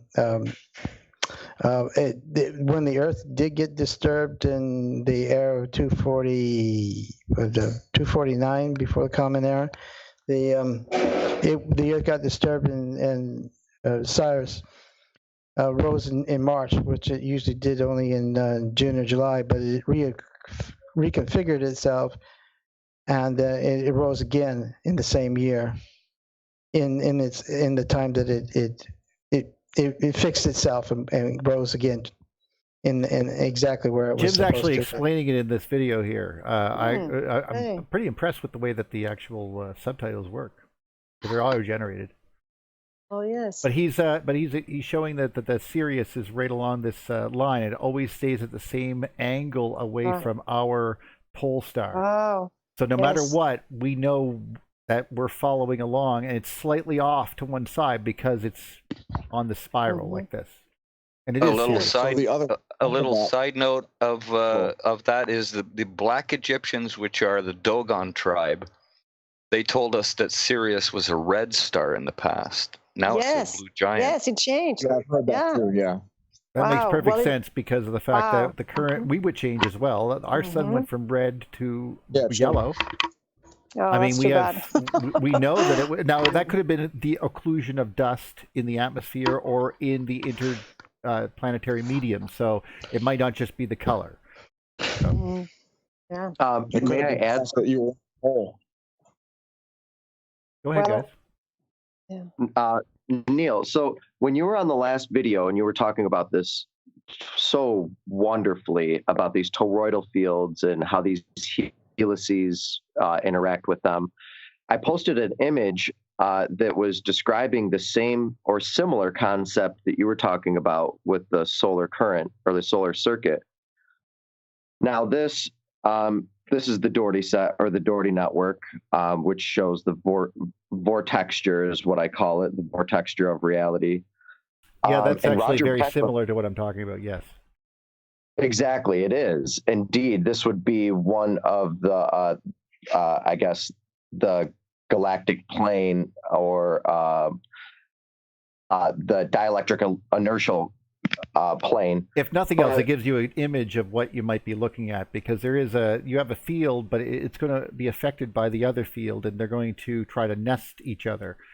Yes. Yeah, and some of them that didn't even, like Venus didn't have a magnetic field to store the energy like we did, so it was discharging a lot towards Mars, which also didn't have a field to protect it. So it's they basically got trapped there between Earth, which had a field, and Saturn, which had a field, or Uranus, as Tess might say. But whatever's going on right there, they were bouncing back and forth, and Mars would go close and then come away, and close and come away, and these were the labors of Hercules and stuff like this. Had to go get the golden fleece, or then he had to chop off some heads and whatever he else did. Flying horses. I don't know. Quick note, Neil, before the chat room burns to the ground, let's give the floor to Tess. I thought that the ancient myths tour was actually very nice and leading into that, but thank you for putting a point on it. So yes, so now that we're into the ancient Greeks and talking about that image is amazing, though. Mm-hmm. If I saw something that love it, buddy, I would consider worshiping it. Thank you guys. Thank you for the praise on the image. But if I could just make one quick comment about it, what I wanted to say about it.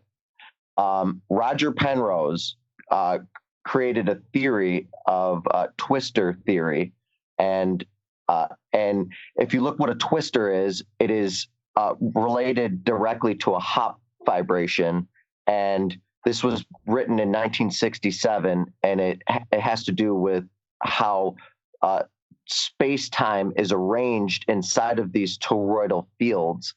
And that is a direct image of Roger Penrose drawing of a twister on top of the Doherty set. So it's explaining on a quantum level or on a smaller micro level what you were explaining on the macro level. Well, and it's probably has something to do with the way that it's going to be when you go into the micro level too, and that's probably the thing that makes quantum mechanics seem so weird, is that there's an actual field and a right-hand rule playing around in here, and not just static charges. And like, as much, even though I try to explain things in static charges to simplify things, they're electrically dynamic, even at a very small degree. So now the floor is all yours, Tess. Thank you for bearing with all of us. Of course, no, it's my pleasure listening to you. So interesting. Well, I just have one small thing. You're just gonna have to invite me again, okay? Yeah. One day, can let me talk. Just kidding. The sun going, Go ahead. The sun going around the thing, and there's that toroidal around. That doesn't just apply to the sun. It can apply to Jupiter or even the Earth, because Jupiter is controlling asteroids on the opposite side of the sun. That's how strong it's doing. But when something's coming close to the Earth, it does the same thing. But in the majority of the time, it's happening during the equinoxes, and the solstices are the most common dates. That's what I just wanted to know. Well, that's very interesting. Hopefully, some of Julian West's stuff that we get to put out soon will be an eye opener there. And obviously, so now let's talk about some history. This is actually some of the things that happen to be what we were talking about before, and this is another person's interpretation of the polar configuration breakups and stuff like that. But what is it now that we're talking about something much more modern? We're talking about right into modern era. How could, and I'm just being frank, how can we have forgotten that? Like, is it like this collective amnesia can't be that powerful to have erased it from memory? You mean about the close approaches? Well, I mean the recent ones especially. Yeah, the recent ones. I know. We know that things have calmed down enough to. That is unbelievable. That is a very good question. Well, but we've seen some evidence at Bath that they do this. We were very obsessed with the heavens. So. Let her talk, Neil. Oh, That was it. I was done. But go on. Okay. Well, even until the 1800s, remember that we were talking about that video, the fire in the sky, your video, and the Tambora explosion. That was another gigantic disaster. Well, not gigantic, but I mean pretty big compared to just like a little storm. It was pretty bad. A lot of people died as well. And there was 3 comets also in 1811. Well, 1908, that was a Tunguska event. Yes. 1908. And I wanted to ask you about that, but what do you think? I think you explained what that was caused by a bolide, I guess. Just if it was a comet or anything like that, yeah. Okay, so that was that charge body. There was a comet on I think in 1810, 1811, and 1812. 1812 and 1815. And 1815 and after the 1815, the plague came, and then it spread. It took like 40 or 50 years to get to Britain. Mm-hmm. Really? Oh, it was bad. Yes, there was but it wasn't the volcano. They always blame volcanoes for everything. Oh, it was a volcano. The volcano. It's always like the same repeat. Because if you can't prove it, because it would be a comet hitting, right? Or a comet hitting. That's the only explanations. But yes, no, it definitely had to be with the electrical, something like we were talking about with a pestilence and stuff. So it was that close. And I'm wondering too, why don't we know all this? This is the first time I really looked into that and knew how bad it was. And then the 1840s came. Remember the 1840s? There was again another famine, and the potato famine, and that was also caused by a comet. I mean, all of these are being caused by comets. And Les Miserables is from that era, isn't it? Yes. And the the only thing I can think of is, before of course, the church, they had all the control. Well, since the beginning of the civilization, they had the control on the people by making them afraid. I mean, there were so many catastrophes ongoing, and people were scared death. And in 1840s, the word mythos, by the way, was changed by the French, I don't know if a secret society or someone there decided to just make it into fiction. But before 1840, the word mythos meant saga, history, tale. Yes, it was history. Right. It was just history. Mythology was history. And then in the 1840s, they changed it in the dictionary. And then if you look at the etymology, you can find that about this, what I'm talking about. And it's on the front page on my website. David Talbot would be right with you. That's exactly what he argued right in the very first thing. It's like, no, they changed the words. It's not what it means. It's supposed to be history. Yes, made up, and it's witness testimony was what it is. I mean, to be perfectly honest, when you think about verbally handing it down, is a way to keep the same meaning as the words change. Like as your dialects change over time, you meet other things, but the story never changes, and that lends to, of course, some misinterpretations, but also some interesting truths can pop up in these stories because of, like, it looked like feathers or flaming feathers. As like, wow, that's pretty specific. Now, remember that this one thing that I've learned about the mythologies is that they were created as well to be performed in festivals, yearly festivals, since the very, very ancient times. And of course, they would say, and Cronus came and castrated his father, because they had people acting. They didn't have planets. And they also had the rulers impersonated them. Well, they said, I control the planet. And when I die, I become immortal. I become the planet. That's the history. That's what I've read. And that could be seen until Julius Caesar, and even as close as King Louis the 14th. That's an amazing story. Please go and check out his, there's a documentary from Lucy Worlsey that talks about how he said, I am Jupiter, because there was comets hitting Jupiter, just like Comet Shoemaker. There was a big display. There was comets coming by Earth. Again, I don't know if that was Mars. It was some time. I think that was a bit before Mars, actually. But there was several things that happened in the skies, and he said, I am Jupiter, and I am the sun, and I am the sole ruler. I don't know if you are aware of these. We gotta have appreciation of the fact that there would have been like 2 or 3 telescopes on Earth at that time that would have been pointing I was towards getting Jupiter. to that. So. I was getting to that point. A lot of these lithographs. I was getting to that point. A lot of these ancient or old lithographs that we see, they're pointing to something that's bright in the sky, but it's not saying that it might be Venus. Because there wasn't an astrologer in every city, or every town. You know what I mean? Yes. Are you talking about which event or which timeline now? Well, these lithographs that are really old, like 1100, 1200. Oh yeah, well there's there's many. Yes, and but yes, so what I think it's happened is that before the church said they acknowledged all the comets coming by. Well, they couldn't hide them. I mean, there was kind of obvious. People were seeing, of course, they were seeing serpents in the sky, and they were seeing all these crazy things going on. And dragons, that's what the story of the dragons are, as used as during the time of King Arthur. That's where the dragons fighting in heaven, while the Saxons were fighting the Britons. They were the comets that they were seeing. They called them dragons. And so it was okay. They were talking about that, but then it changed, and it's kind of like they forgot and they didn't want to mention the word. And I think it has to do also with electric universe. Maybe that's why. I don't know. I'm just trying to figure out why this happened. Suddenly, forget about it. It doesn't exist. It just doesn't happen. They don't come around, and just forget about it. They don't talk about it. So maybe it has to do with electric universe. I think it's a combination of things. All these scientists were talking about it, and they we made stories about making fun of people like that. I mean, what do you think Chicken Little is?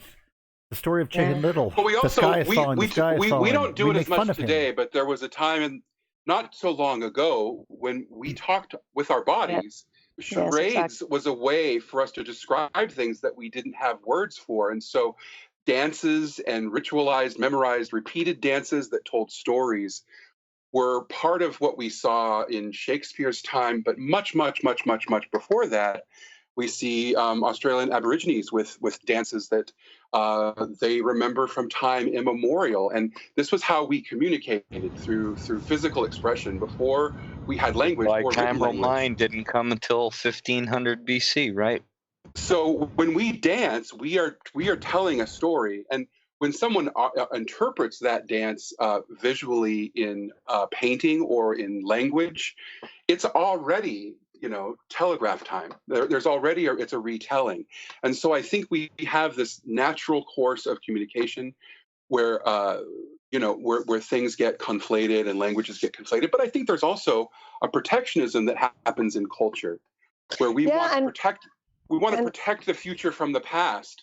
And so a retelling or a shield or a veil is placed over culture in order to protect it from the trauma. I don't want you to experience what I experienced, and therefore I'm going to fucking lie to you.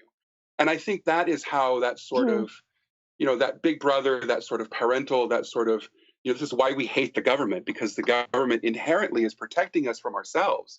And I think that those of us who get to the point where we start to crave the cold hard truth, no matter how So the Reformation then was an actual literal cover-up. To remove these type of things. And you hear about the Knights Templar and all these little organizations which kept the truth or tried to, and they were attacked. Hey guys, that's messed up. They were also poisoned from within, just like we see happening in cultures all over the world. But once you start to see the pattern, you start to see once we train our minds to see the squatter man, we see him everywhere. The squatter man is everywhere. And so, we have to understand that we have to train our minds to see these patterns. So, we have the capacity to communicate with our bodies, which is dance, which is ritual. That's the same thing with But we also have a culture that wants to protect us from ourselves. And these are the filters through which every single one of us have learned to navigate to get to this point. And it's important people listening understand that we communicate having lifted those veils. I don't know half the shit you guys know, but I know my veil has been lifted. And when I listen to you talk, I know your veil has been lifted as well. And it's important that when people are listening to us talk, they understand that we come from many, many different backgrounds, but we all have learned to lift that sort of veil of the protection of the truth of the, and so that's one of the greatest ideas that Electric Universe has taught me, is that the further you go back, the more truth you see, and the blind man told. And the blind man said, I can see. The oldest story is always the truest story, which is an amazing sort of revolutionary concept. Because it's based on symbols which don't change. And the dictionary itself was never made to have meanings or what it meant. It was only for how to spell the word. That was its original purpose. Webster was an American, making an American English language standardized spellings. That's what it was for. And there's never be the other. As far as the early dictionaries are called spelling dictionaries. Yeah, and the power of our consciousness, and that's what we're dealing with, which is unlimited. We're dealing with how do you come aware, and why is it that we try to hide these things? Well, if we tried to figure out it all in one time, just afterwards, it would kill us. So this is a defensive mechanism. That's why they put everything as far away as they can. It's true. The truth hurts. The truth does hurt. It literally will kill you. Hey, you have to get to a point to it. This ties in. What about energy? What about energy? Don't you think also maybe it had to do something with like Tesla and that whole thing with, maybe I was just thinking about that. Maybe they didn't want people to understand that there was so much electricity everywhere. So why should they pay so much for electricity and get it all? You know what happened with you're bang on, Tess. You're bang on because that's why maybe they wanted to forget all about that. Because Tesla's energy dealt with instant communication, instant. He was going to have an internet that had no lag. And it was based on scalar wave technology. So sad. Can I jump it's so in here sad. Yeah. just a quick note. He actually did succeed. No one really particular cares about it, but it doesn't matter because they didn't want it or even understand it, and because they couldn't understand it or get any money out of it, they just blocked him out. Right. It's true. Necessity and mother of invention and all that. Speaking of Frank Zappa, just quickly, Centrox B in the chat asked Tess, I'm still contemplating this concept of spirit/soul, a creative power, the purpose of life, and why such suffering is allowed to be experienced in the universe we inhabit. Centrox B to Tess, have you already contemplated a bit about this? Yes. Well, yes, I figured it out last night. No. Well, just like that. Tell us the meaning of life. Finally dawned on me. No. Could you tap into your universal consciousness for us real quick? The morphogenic field. Right. Yes. Well, I've meditated and I did my spiritual practices for 20 more plus years, and I try to go within and try to find answers because I just could not understand why and what is going on and why are people so mean to each other, why the fighting, well, I know nature, even nature, right? I mean, look at nature. It's so nasty to us. I mean, I know that people say, I've also fell into the new age thing for a while where, if you think positive, and open yourself to the universe, everything's going to work out and everything's going to be good. And there's, all this, I went through everything, like just looking at all these different theories and philosophies and just trying to understand. That sounds a lot more like ignorance is bliss than it does, yes.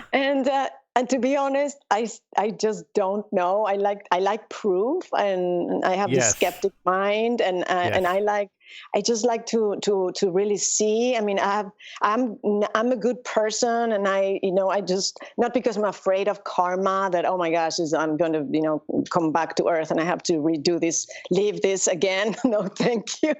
No, but I'm good just because I like being good, and I like to be treated the way I like to treat people the way I would like to be treated. But it's really difficult for me to figure out and understand just why are things the way they are, and I just still I just don't Can I get suggest something? Mm-hmm. Okay, so there's this philosophy, the Zen philosophy basically says hardness exists by virtue of softness, and pain exists by virtue of non-pain. So it's the yin-yang idea. Last night somebody mentioned yin-yang being a representation of the 50-50 duality of the world, and I think it's actually not that. I think it's actually a representation of the necessitative value of positive and negative. One cannot exist without the other. This idea that pain, that we can remove suffering somehow, is a total fallacy, you know? Yep. Not while we're here on this planet, definitely. I can hear someone's grinding. Yeah, I don't know what's going on there. Like crazy. What is that? That's a mouse scroll. Come on, folks. Get with the 20th century. That was totally me, you guys. I'm sorry. Oh, that's funny. Anyways, thank you, Chris. Yeah, that makes sense. And why does that happen? I mean, but still, why do we have to put up with this? I mean, some people say it's because we're growing and it's an evolution and our souls are evolving. But in the other hand, they say your soul is already perfect because you are one with, not like the one, we're all one, because I don't buy that. We're not one. I mean, we're not all one because we don't feel like we're all one, and we have a body for a reason and our own mind for a reason, which is like an antenna that it's maybe receiving something, some kind of signal from somewhere. And that's maybe an interesting concept to think about. My mind is not inside of my brain, but it's outside of my brain. And maybe that the morphogenic field and the biofield. I was going to say, Sheldrake a little above you right now. Tunguska talks about, yeah, she thinks, we're connected through the plasma and all of that. And yes, I mean, that's all true. It could be all true. Now, we have why? an energy torus around us as well. Yes, of course. Yeah, of course. The biofield. I have her forks. I bought some of her forks. Eileen McCusick's forks. The ones that she has for healing yourself. Yep. Try to heal myself. That's kind of interesting. Have you used them? Tell us about those. I want to know more. Yeah, I'm a fan of hers, but so give us a. Yes, well, I think they're good. I have also some friends who have been using them, and they swear that they take their headaches away and everything. I've been doing a lot of healing work for myself, so I don't think my field was very blocked. I just couldn't see it, couldn't feel it, where other people that were working on me. So I thought, that's interesting. So maybe all the money I've spent in trying to heal, it worked. And all the meditation and all the whatever visualizations yes, I did a lot of lots of alternative healing from food to Reiki. I learned how to do Reiki and yes, all kinds of yoga. And I mean, not a lot of crazy things, just like those, Ayurveda, using tinctures and flowers. Voltage is healing. Yeah. Oh my gosh. Yes. Now don't Voltage is also make lethal. it older, because I am mad. I'm very mad that there's so many technologies that exist and that we don't use them, that we don't get to use because they're not available, or the people that have tried to come with amazing healing techniques using exactly frequencies, electromagnetic. Well, I was talking about Jerry Tennant's book and work at the Electric Universe, at the Thunderbolts Project. His videos are very enlightening. Yeah, there would be really no need for so much suffering, like even going to the dentist, which is like the worst thing could happen to me. Well, not the worst, but one of the worst. We wouldn't even need to go to the dentist if they use a little bit of those technologies that are already, like from the, what's his name? Ralph? No, no, I can't remember his name now, but he had this he talks about the electrical connection and the fascia different through things the teeth. too. Yes, each tooth has a sort of part of the fields. body that it relates to. Well, electromagnetic fields, like I can't remember his name now, but they're just machines, I guess. Just an electricity and frequency, and there's magnets too. I like the magnets. I've used magnets, but I think there's so much more that we could be using. Walter Russell? Well, I'm not sure. That's him. But well, I use those recharge ritual every once in a while, so it seems to work pretty good. Well, even grounding, right? Grounding onto the earth, they said, is really important because we are disconnected from the. Well, I think that We do use a lot of Solstice rubber. made use of his recharge ritual, which pulls in the charge that's coming into us and pulls it into us even better. I won't go into it, but it's amazing. If you want to talk about it later, we can. The way to do that is to get everything off your feet, stand on real ground, hug a tree. Mhm. Hugging a tree is probably the best thing that you can possibly do. But if you're going to go through, I do non-touch healing, and that it doesn't require vibrating pieces of metal or anything like that, because your hand Yes. itself is a vibrating tool. Yes. But whatever makes you feel that it makes it real for you is what you should use. You know, Yeah. It's the mind. I use CDM meditation, so that's what I do. Oh, nice. Yeah, good. Well, that was a big question, deep question for Chris to ask. So we're still just trying to, I guess we're all trying to heal and be as happy as we can on this planet and just enjoy our time and, feel that we're doing something. And no, I mean, sometimes you fall in the wheel of necessity that you need to make money to pay for your bills, and that's a lot of people are very miserable because of that, which is sad. But yeah. But Well, when we you could have go the into the money blessing to- system. Yeah, when you have into the money system. Yeah, I know. later Don't on, get but started. No. Don't. It's let me terrible. let me elaborate for a second not on good. that, Tess, Yes. just so we can keep going on it, because Sure. there is this idea of like, why do people want to feel more positive? What is this idea of survival, of removing pain? Mm-hmm. And this idea that if you couldn't feel the joy and the bliss that we feel, then it would be the same thing. Like if you couldn't feel the pain, rather, then you couldn't feel the joy and the touch and the sensation, right? The bodies are there to feel the utmost, like tiniest pleasure sensation, and at the same time, that's why we feel pain when we're so-called suffering. But this idea of constantly avoiding suffering can be explained within a physical manifestation of field modalities. That's more so. You've just explained royalty right there. Like, why do they not feel like we do? Because they've never suffered adversity? No, but they do, though. Very rich people want to just be like us, and poor people want to be like rich people, and people in the middle have enough to not worry about. You know what's really kind of sad when I think about this, and I'm going to be honest with you, this is a terrible thing to say. The humanity that Lady Diana's children have might stem from the fact that she died. You know what I mean? They mean that before she was dead, she wasn't. She didn't have the human. Well, you know what I have to say about the No. I just meant that as children, they're going to be better people because of that event. I think. Not because they've had pain, like a severe pain in their life that you can't avoid. I mean, it's not something you can control. And when it happens to you, if you were avoiding pain all your life, and like you said, what kind of person would you be? That's all I was thinking. And then I was thinking about, then of course I thought about royalty, about how funny that, because they, I was thinking about how people who have never, like, you're a plumber, what on earth is that?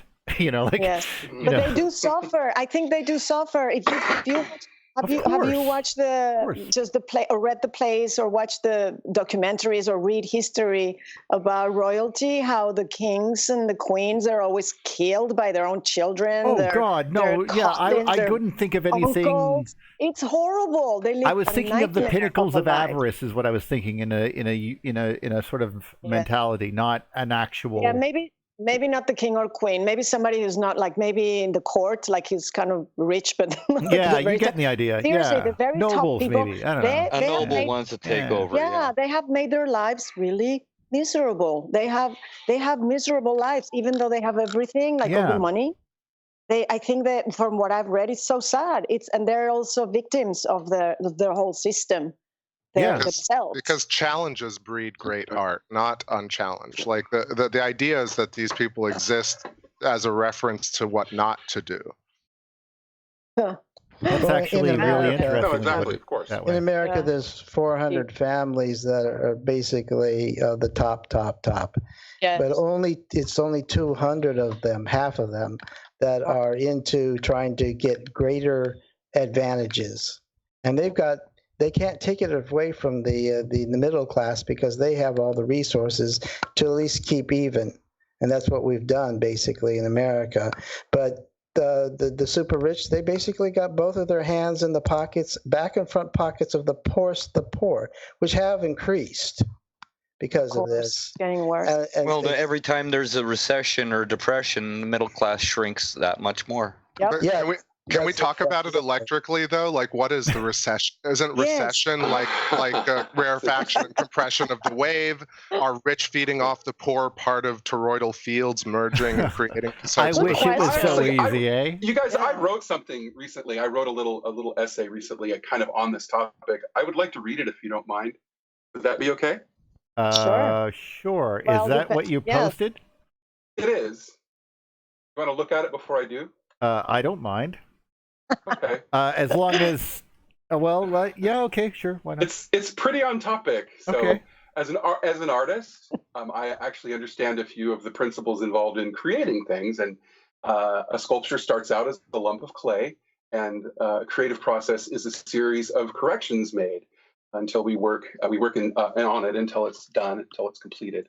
Over time, the experience of correcting and or being corrected loses its sting for us.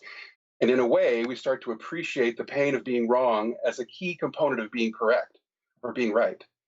It's a little bit, masochistic maybe, but once we flip that switch, a world of possibilities actually opens up to us. And so, first of all, we can now spot a person operating on the old paradigm from a fair distance. Somebody who's not, somebody who's pain adversant becomes pretty obvious to us. That alone can be shocking and isolating for us.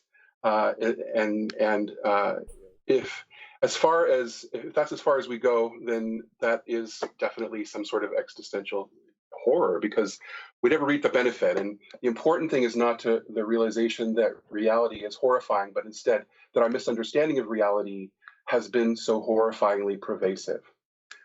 I thought that was the most profound part, by the way.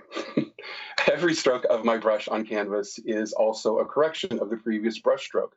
Every layer of paint enhances the one beneath. In a way, I stack my previous efforts or failures in order to reach some closer match or harmony between what I perceive and what is currently on my canvas. I don't feel bad. I don't feel bad about the paint below. I just paint over it. The realization is that we too will be painted over by a future that's unknown to us. Like my layers of paint on canvas, it is disturbing in a way, but it's also our lasting legacy as part of the bigger picture, and that is comforting. So things that scare us are, in fact, trying to tell us something. Mental illness in general, depression specifically, can be our classrooms. We, with our learned life lessons as our guide, we can successfully navigate very turbulent times, growing along the way and leaving a sting of horror behind us. Only then can we encounter the many wonders waiting for us beyond our imaginations. In the end, it's not about the deep darkness or the bright lights that we see. Both can be actually pretty scary. It's really just about learning to read and understand the meaning and purpose of the contrast between the two. So yes, the truth hurts, and in the end, that's a good thing. It turns out pain is not really our enemy, and pleasure is sadly not really our friend. Only the truth can set us free. So there's my profundity for the day. Wow. Hear, hear. So you're a little masochistic now. Just kidding. No, that's nice. That's what she got out of that. It's true. We are. We all sort of. I am not. Don't hurt me. Don't hurt me. Y'all, maybe we should hit up the chat room too. It's Banana split. I'm actually 30 watching minutes. it right now, so that's good. But please go on. You obviously have something to say. So. Oh, me? Well, yeah, you said hit up the I chat always room. have something to say. No. I was just like, it's been 30 minutes since we checked chat room, and I just wanted to give the floor to Tess and chat room. So. Okay. Let's take a peek What here. should I say? Well, no, let's see what people are saying here. Do you see any good If questions they have any in there? questions. Oh yes, of course. The frequencies. I've the 428 versus 440. I guess I've seen that one. 432. Mm-hmm. Yeah. Well. Yeah. I don't know much about wireless, that. Wi-Fi. That's also not very healthy. All the stuff that we have around our bodies is definitely not very conducive to the healthiest state of being, right? So let me ask though, Tess. Actually, all of technology and advancing things like this Skype call, for example. This you could argue that this is very bad for us physically, right? But you could also argue that this is also very good for humanity's progression. How would you balance the two? How do we balance both? I mean, how do we get away from saying things like, we all agree that 5G is probably this thing, one is heated because there's a debate and people love conspiracies. Yes, I know. We're At never the same going to time, end. are we really stopping at 5G? I could see my lifetime being 8G, 9G, and then there's no way. 10G, XG, we can't stop anything. So let's say we can't stop. Yeah. No. So it's necessitative in a way, like that. That's sort of what I was saying about, like, you need suffering, or you need this terrible telephone technology so that we can get together 20 people and talk about the electric universe. Well, once you understand that the mind is all powerful, none of the outside frequencies and vibration should be able to affect you. You should be able to heal yourself. It's not an issue. Really? But if you could heal yourself, then you have this idea of immortality. I've said it before, like, do you want to, 1, should we, 2, and 3, like, doesn't that defy all of natural progression of things? I don't want to be immortal. No way. I don't want. Who wants to be immortal in this planet? I mean, I don't. Maybe in a red dwarf, like in the red plasma sheath. Oh, I thought you meant the TV show. I could just picture you there on that ship with them. Maybe that's more comfortable. Yeah, but not here. I don't want to be immortal here. Thank you. But anyways, that's just personal, of course. Anyways, well, I was going to say something interesting about the beginning of the mythology, right? Who is there's this guy Helios. Well, it's not a guy. Well, he was allegedly a guy. Allegedly, but he represented Well, he could have been. Yeah, he could have been just a human that said, I became the sun. And that's the story. That's how it is. When he died, they named the star after him. That's what the story says from Diodorus when he went to Egypt and he spoke to the high priests. And, the list, actually, this is Manetho's king's list. And also Diodorus has something, Diodorus Siculus. The first king of the Egyptian kings was Hephaestus, who reigned 724 and a half years and 4 days. The second was Helios, the sun. He was the son of Hephaestus, who reigned 86 years. The third was Agathodaimon, who reigned 56 and a half years and 10 days. The fourth was Cronos, who reigned 40 and a half years. The fifth, Osiris and Isis. They reigned together 35 years. And then there's the sixth that we don't know the name, seventh Typhoon, and it goes Horus, Ares, Anubis, Heracles, Apollo, Ammon, Tethos, Sosos, and Zeus. Isn't that weird? Zeus all the way in the bottom, it's the 16th. Anyways, so that's Manetho's pre-flood kings list. And then Diodorus talks about, Helios, this is really interesting. He's depicted as a handsome, usually beardless young man because he died young.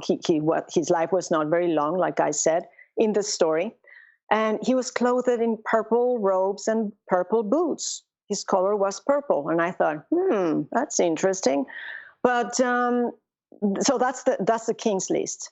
And then Diodorus says about the story of Ouranos and Tataia. This is also for the Egyptians. Now, the story of the Egyptians, of their gods and kings, is a little bit different than the story of the rulers of Atlantis, and I thought that was interesting. But then I found this guy Helios, or this god Helios, and Hephaestus, and I said, wait, I'm going to go and research and try to understand that. Because in my other book, The Golden Age of Ouranos, I was just talking about, questioning, was the Golden Age during Saturn or Ouranos or Uranus? And I wasn't really thinking about these other ones or paying attention. And then I thought, wait a minute, these ones were before Ouranos. Uranus is not even mentioned, by the way, in this list as this Uranus. Is theogony, Hesiod's, or where, No, where no, you get no. this list? This is history. This is Manetho's. Manetho is an Egyptian high priest who. Okay. This is the sources are Syncellus Chronicum and Eusebius Chronicum. And I wonder how much they would match up with the ones from Native America, like if you put the stories together. But yes. Anyway, then there was I was going to talk about Diodorus, and then we can discuss this. Oh no, of course. Go ahead. Why do you think it is? But anyways, Diodorus says that Hephaestus or Helios, according to some, when he went there in 60 BC, approximately 60 BC, to Egypt and to Greece. Well, he was from Sicily, I believe, and he spoke to the high priest about their history, and he wrote down everything they told him. So it's quite fascinating. Like I said, it's really crazy stuff in there that you would say, what? This is like science fiction, but maybe some of the stuff happened. And I don't know, it could be. It's supposed to be history.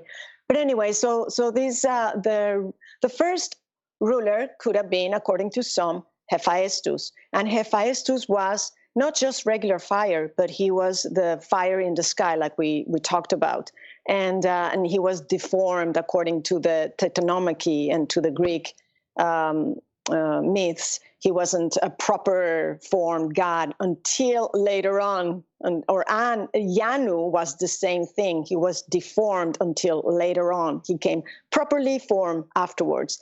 So Hephaestus then turned into Helios. According to the story of the Atlanteans, he actually transformed from sacred fire, which my theory is that people were inside of the red plasma sheath and they looked up and they saw the sacred fire. They couldn't see anything else.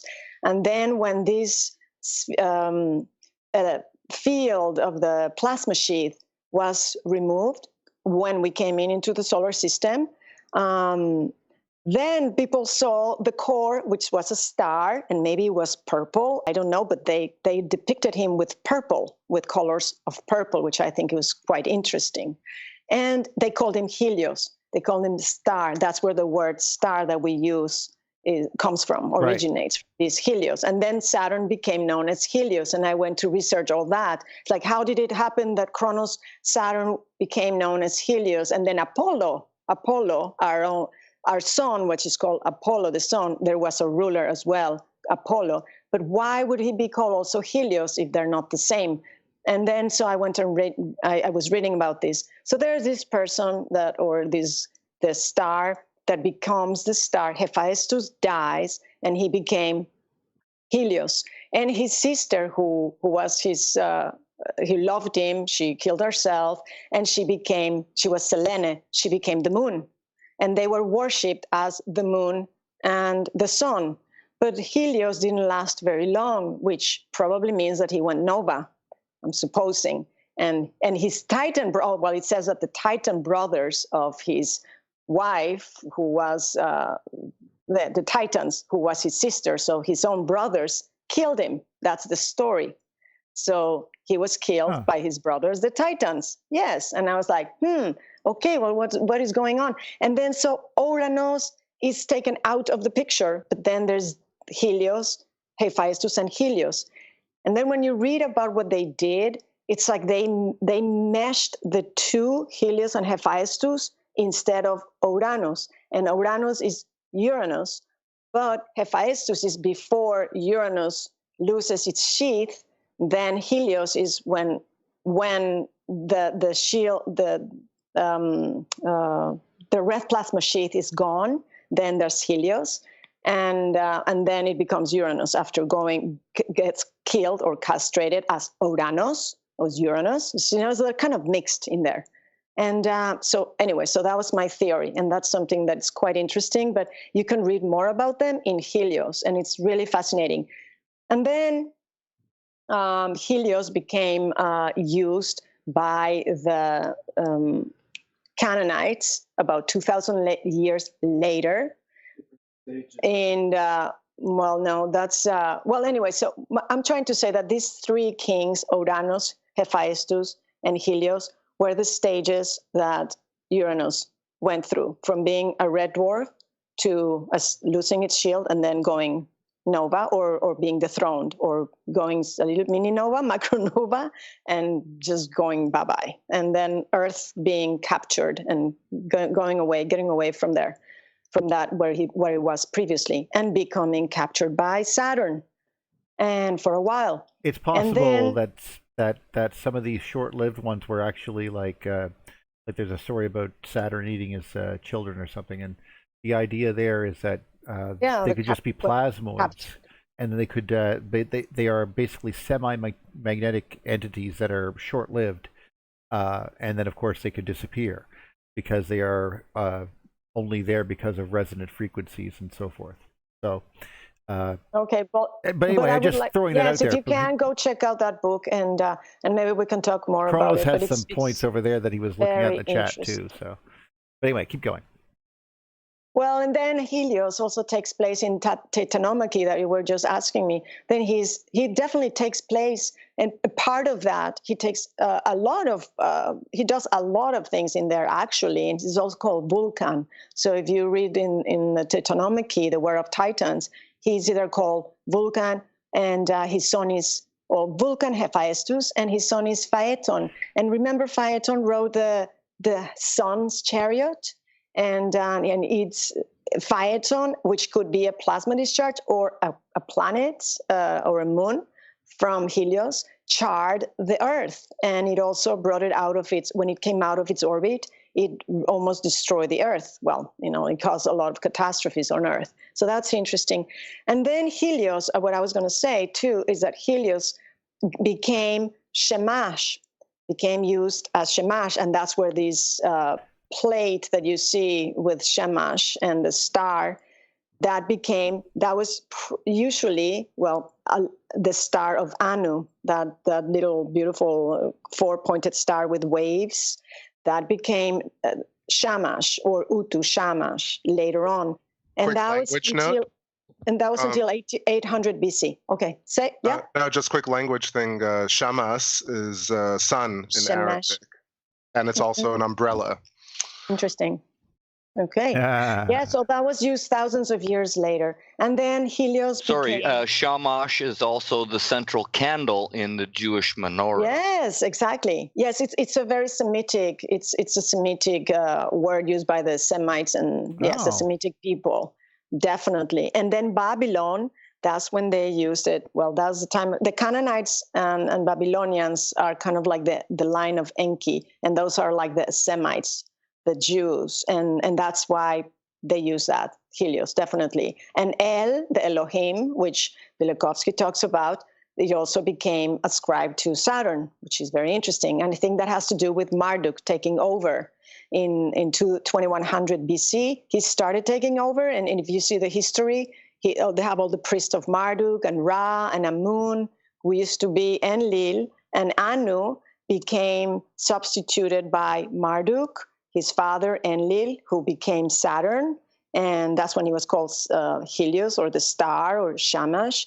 And his son Nebuchadnezzar, Nabopolassar, all the names of the kings in Babylon, that's his son. And so that's when they changed from Helios, from where it originated from, into the use. And then that became clarified to me, because I was really confused. I was, wait a minute, who is Helios? Why are all these people being called Helios? That doesn't make sense.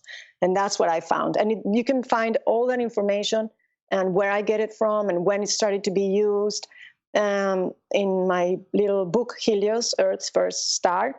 And it was, I think, the Romans who took that Helios, the image of Helios. Helios was the guy with the crown with spikes, riding 4 horses, and that was the original Helios depiction of the original god from the Atlanteans and the Egyptians way back then. And that got borrowed and given to Apollo. And then I think Julius Caesar also used that, and Jesus was depicted as that, as the Helios riding his chariot when he died. But that's another theme for another time, which is fascinating. 4 horsemen of the apocalypse. It's okay. Well, it seems that that's part of it, but not exactly, but part. It could also be planets, the steeds. I don't know. I've been thinking about that. But yes, the four. Well, no, they did have horses and sometimes ships and sometimes chariots. It was just the way that the plasma out the southern pole, which was stronger than the northern pole, we on most planets. So it would change the way that they interacted, especially one like Uranus that was lying on its side. The magnetic field comes out at sort of like a weird 60-degree angle, so it would create weird shapes. I don't know them all, of course, but yes, but the four horses of the apocalypse, he's right. It's plague, war, death. But that's a revelation thing. But it has to do with plague, with what happens when a comet comes by. That's definitely that for sure does seem to be that we've been talking about. When you put it that way, you're not wrong. I didn't even think about it like that, but it's like they talk about it in the future as opposed to things that they live through. You know, like yes, because they were expecting, as the prophets, you mean, when they were. Well, no, I mean, if these people that the Holy Roman Empire got on its feet, and then suddenly had a giant plague hit it just shortly after it got on its feet, and then there's this, Justinian's plague, of course, and then there's this. It's basically the Dark Ages. It's rebuilding. It's getting information because Europe was apparently messed right up. But not so much down the Middle East. They managed to survive this one, and they were like, "Oh, well, we still got a bunch of stuff in Spain and stuff," and then the knowledge was still there, and from the Greeks, and boom, like good things were happening. But then we had other very bad events that happened, like as you said, right into almost modern times, it seems. Yes. But every time these, if they'd happened somewhere else, like they're regional. We will explain it away in volcanic terms or whatever, as opposed to what's really going on, because there's images of drawings of comets that were just amazing from just a few hundred years ago, and they don't look anything like that we see for comets today. We've been lucky. We've been really lucky. Yes, I think so too. I mean, our generation, past generations. Well, not for the world. I can see why they were so worried, because I remember Comet Halley in 1910 was going to go right through. We were going to pass through the tail, and we thought this is it, but nothing happened. Well, they know. Yeah. I mean, we got Aurora, but nothing. But like I said, it processed the electrons, and we're good to go. It's not like it was able to. Maybe a few earthquakes, but we didn't even make the correlation. No, so the 1918 was also a comet, right? The stuff that killed all the soldiers, especially the soldiers, because they were so close in war, in close quarters. The flu. I think there was also a comet. Well, yes. Venus came by at that time, but I don't know. Venus, but there was a comet, like a comet. Or maybe Venus came close. Oh my gosh, maybe. Well, no, Venus's tail apparently touched at that time. Yes. With the new moon. The Spanish flu. It came on to America. I forget, it was Oklahoma or somewhere around that area. But and then it was subsided, and something else happened, and it reinvigorated itself, and then it did the damage. Wow. So it's like two events, actually, rather than. Wow. Okay. I'm looking at pictures of some drawings. Look at this one. There's one with Wow.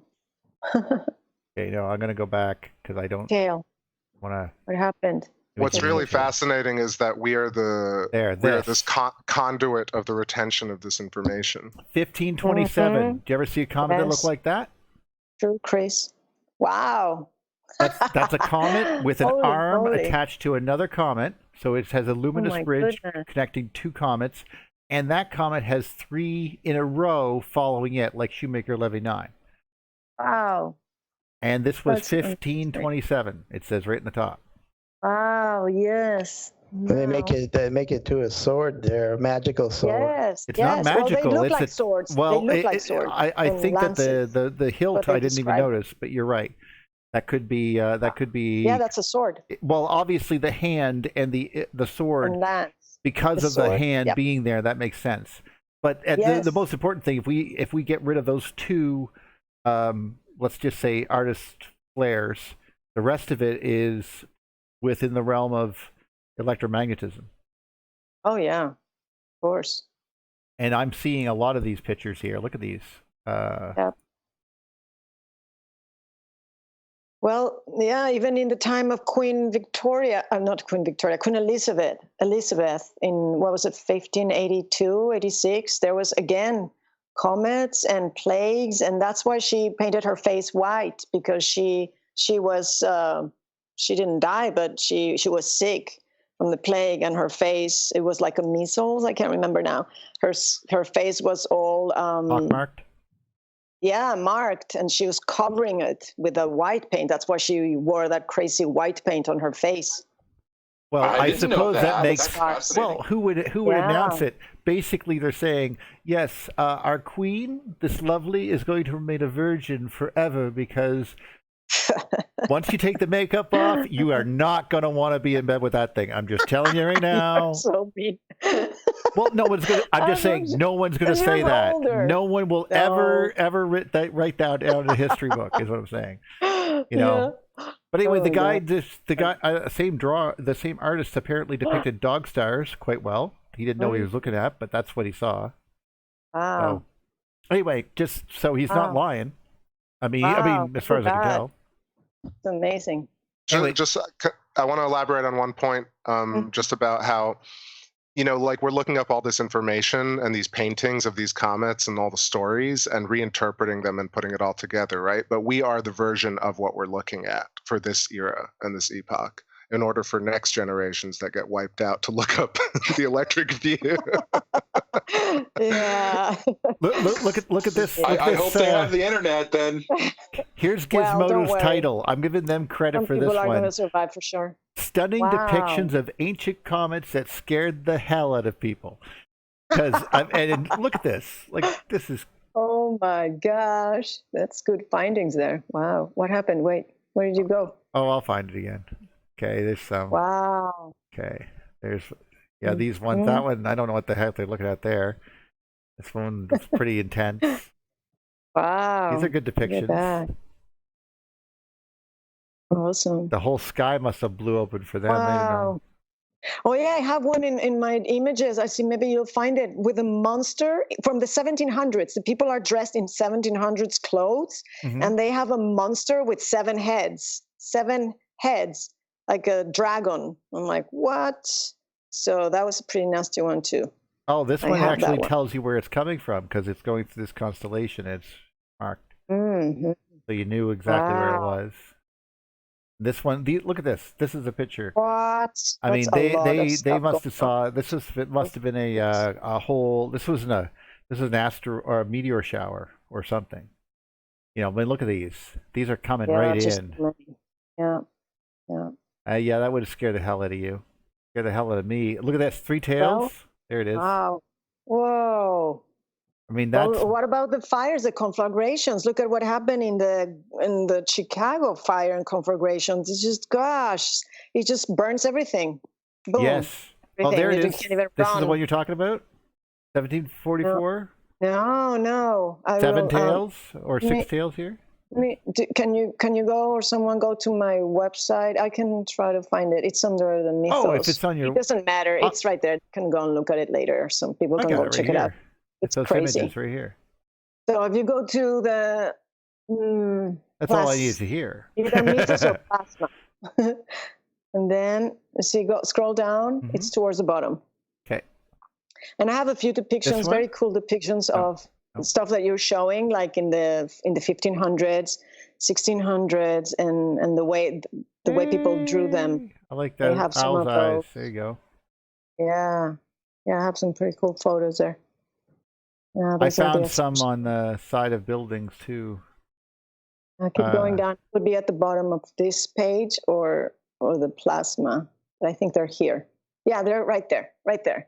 So. Go rub. Do you see the sword, the giant sword? Yeah. Start clicking on that one, and then you can move to the right from there. Okay. Look at that. That looks like a giant sword in the bottom, and look at all those things in the sky. Like they're explosions or something, or Well, look at all those double crescents by the sun, and then there's like tubes. well, with that light wouldn't that be like crosses. there's so much material in the sky that it's creating reflections for the Yeah, sun? and then something came down, and it caused those smoking things. Yeah, something probably must the have hit somewhere. lights. Okay, then you can go to the next one. That was in 1561. I mean, that was pretty crazy. Now look at this one. The date Okay. is there too. The whole sky, Process. like we See, look, that's the the process. ripples around the sun alone. Mm-hmm. A All those phenomenon. balls. That's it. That's all they had. A phenomenon. I mean, it was like, what the hell? Yeah. We're just We're going to stand die. out here and pray to God. You want to pray with me? Sure. Yeah, why not? Seriously. Nothing better to do Well, with my time. That's what the historian says. That when people saw this, the Messiah came out, and then people converted out of fear. You know, they said, Well, who "Yeah, wouldn't? I'll do whatever." Look, it just goes to show that studying space is very important. Rick and Morty is totally correct, is what we're saying, because they will just. No, I'm not saying that. No, I'm saying Not that, at all. that they Don't would just act like go. They Rick. would go into the field. They'd get together and they would tie the offenders to balloons and send them off to the space heads. Oh my god! Anyway. Jeez.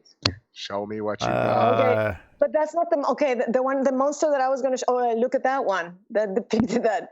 I didn't know what this was. That's the Messiah. Well, that one is a monster. Read about that. That's awesome. That was a comet, and then the king that went to kill the monster, that was a plasma discharger, a comet, said that this was the monster that there were Tartarians. That's a Tartar. Speaking of Tartar, Tartaria. It's a Tartarian monster or something. I don't know. It's funny. But that's how they depicted the plasma discharge or the comet. That makes sense. And there's a little propaganda right there. And then the one I was talking about is not on this page. Actually, I think it's on the plasma page in the bottom. But it's really amazing. You should try to find it. Okay, so it's not here. So let's go to the plasma. Okay. Just click on the plasma images, which is to the right. There. And down. Yeah. And down. Ooh, all my faves are in here. Yeah. Cool stuff. And then I there he is. I like the menorah okay, head there it is. Yes, the one on the right there on the left. This guy? No. Oh, that's Captain Menorah head. Okay. Yeah, well, that's cool too. Look at that. That's I know. 7 that's heads. what he is. That's crazy. And I like how they have this right here Well, you can and click the on trees. all these ones. You can click on all these ones if you want. But No. Keep going. Tell me where to go. Where? That one. Okay. The brown one. You see the nebulas above the nebulas. Oh, I see. Look at that monster up there. I mean, I don't know how big this with multiple heads. They got the whole thing. Yes, and look at the people and the sun over there. But that's a Narnar. That's pretty nasty. Sorry, I was just going to say, Captain Menorah head there. Do you think the top one, the central one, was the one that was stretching towards Saturn?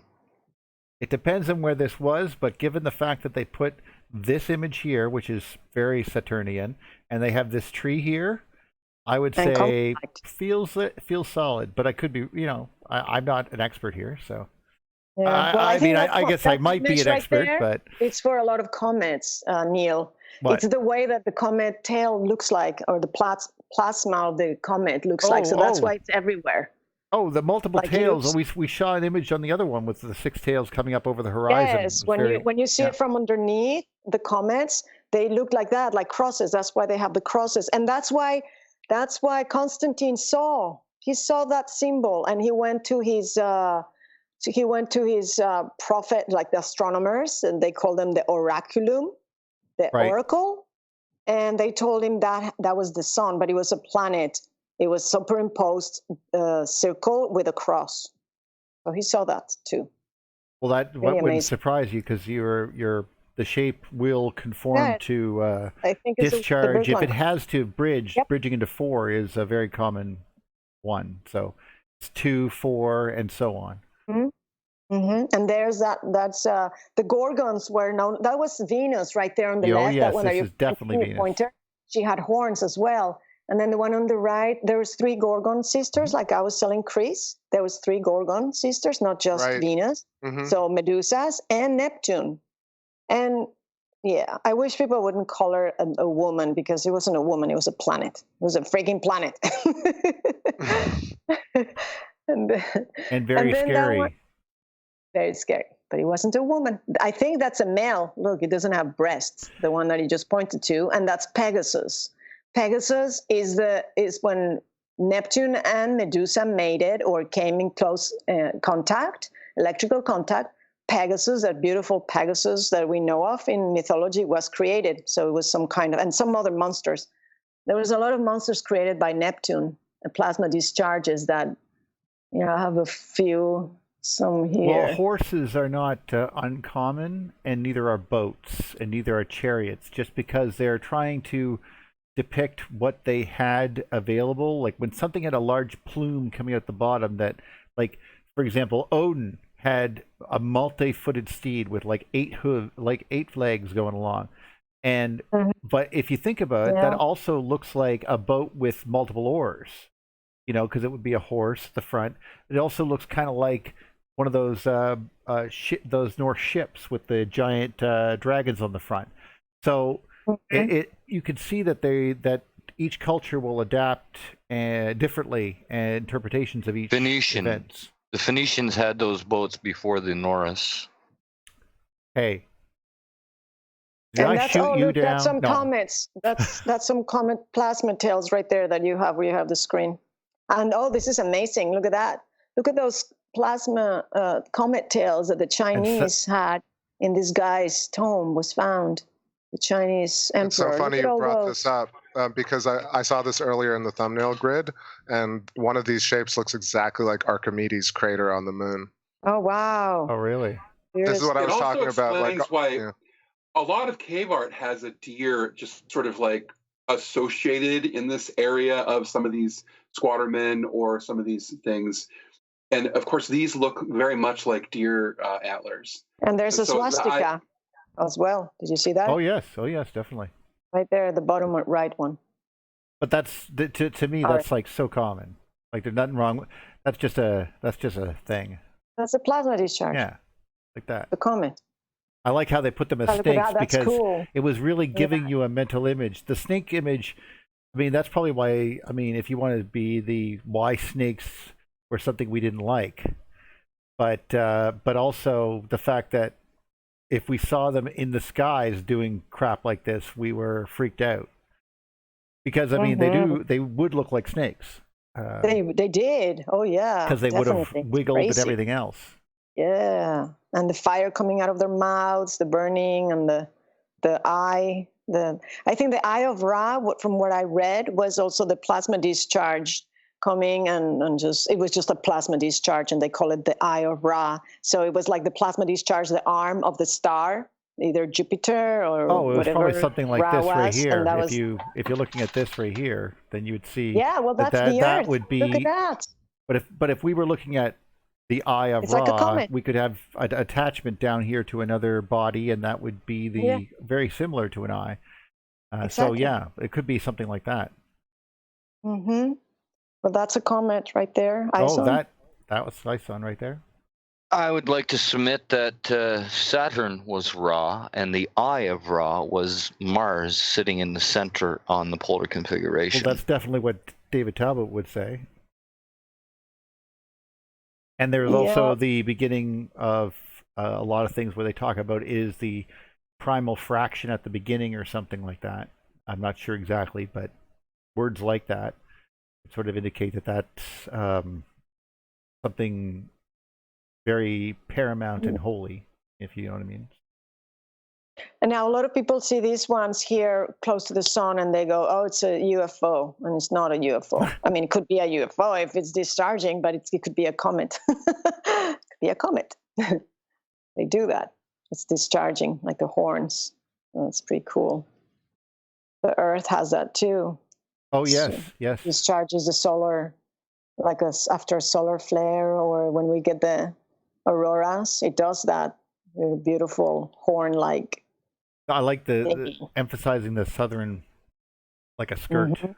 Like that's, I mean, I'm sure that's why we all warriors wore skirts for some reason.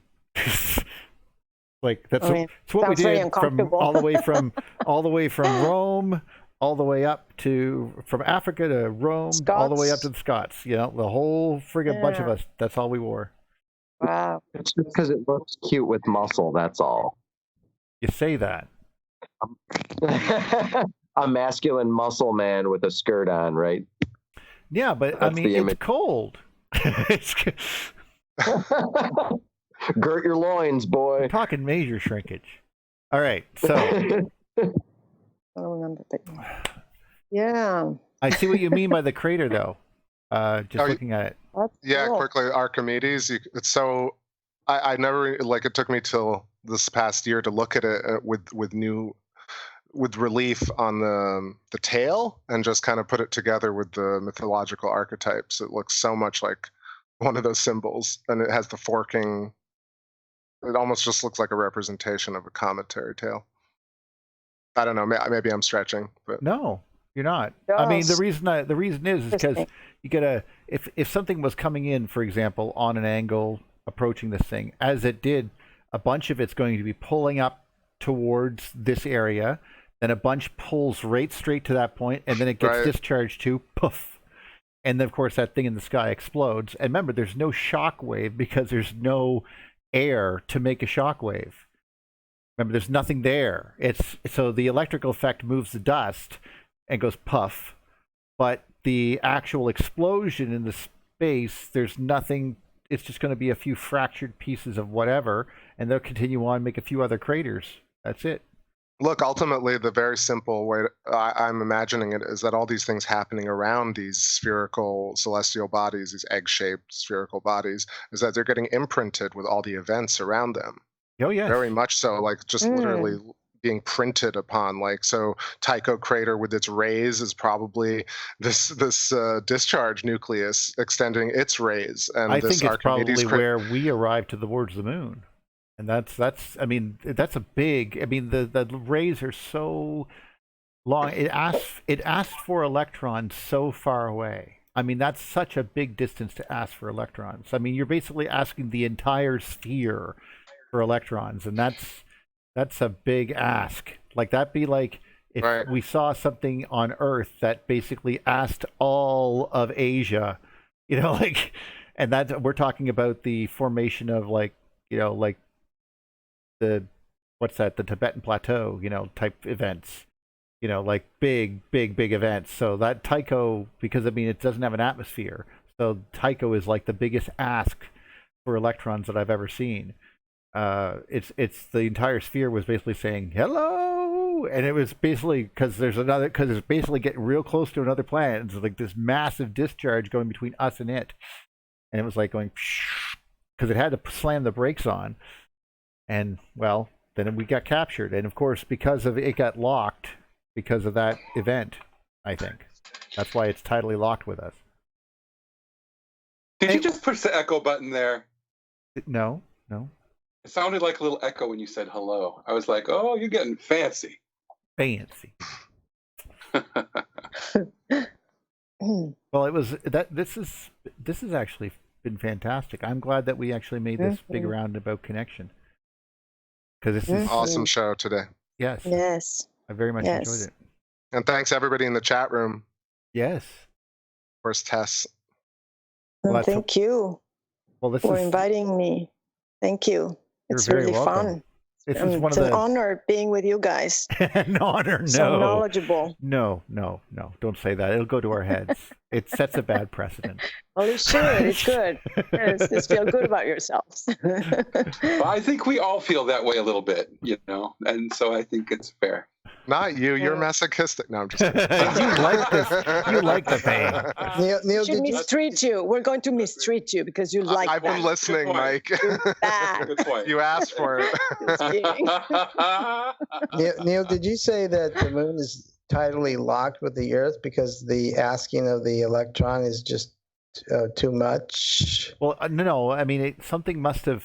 The possibility hits me that this is, I mean, we've seen the same effect happen when we've sent something to Comet Temple 1. If you watch the actual footage of the impactor, you can see that it's 7 miles out and it twists because of the force of the electric torque on it. So it, of course, the right-hand rule twists. So I'm picturing that something like this getting stuck in our magnetic field and being discharged to, because I mean, we have to basically not hit each other. That's what we're trying to do. And we have a great big shield above us, being the atmosphere and all this, and we can build up rings to discharge it. But the moon doesn't have any such protections, or didn't. I see, because I was wondering, because I'm looking at stuff and I'm trying to figure out how the tides actually work, and it doesn't look like the moon is actually part of it, or even the sun for that matter. It looks like the levels of each, the water itself separates itself to certain depths, and it kind of acts independently by themselves. So they're like cells. This is what's really happening. Actually, there is cells, very much like there are layers to the atmosphere. There is layers to the ocean for sure. And, yeah, and you're right. We use some of those layers to bounce sonar waves off, so they exist. Yeah, so I'm thinking that maybe we could tie this in with that, if that's the truth, that the how the moon is working up on there, because it's just following the Gauss law of ratios there.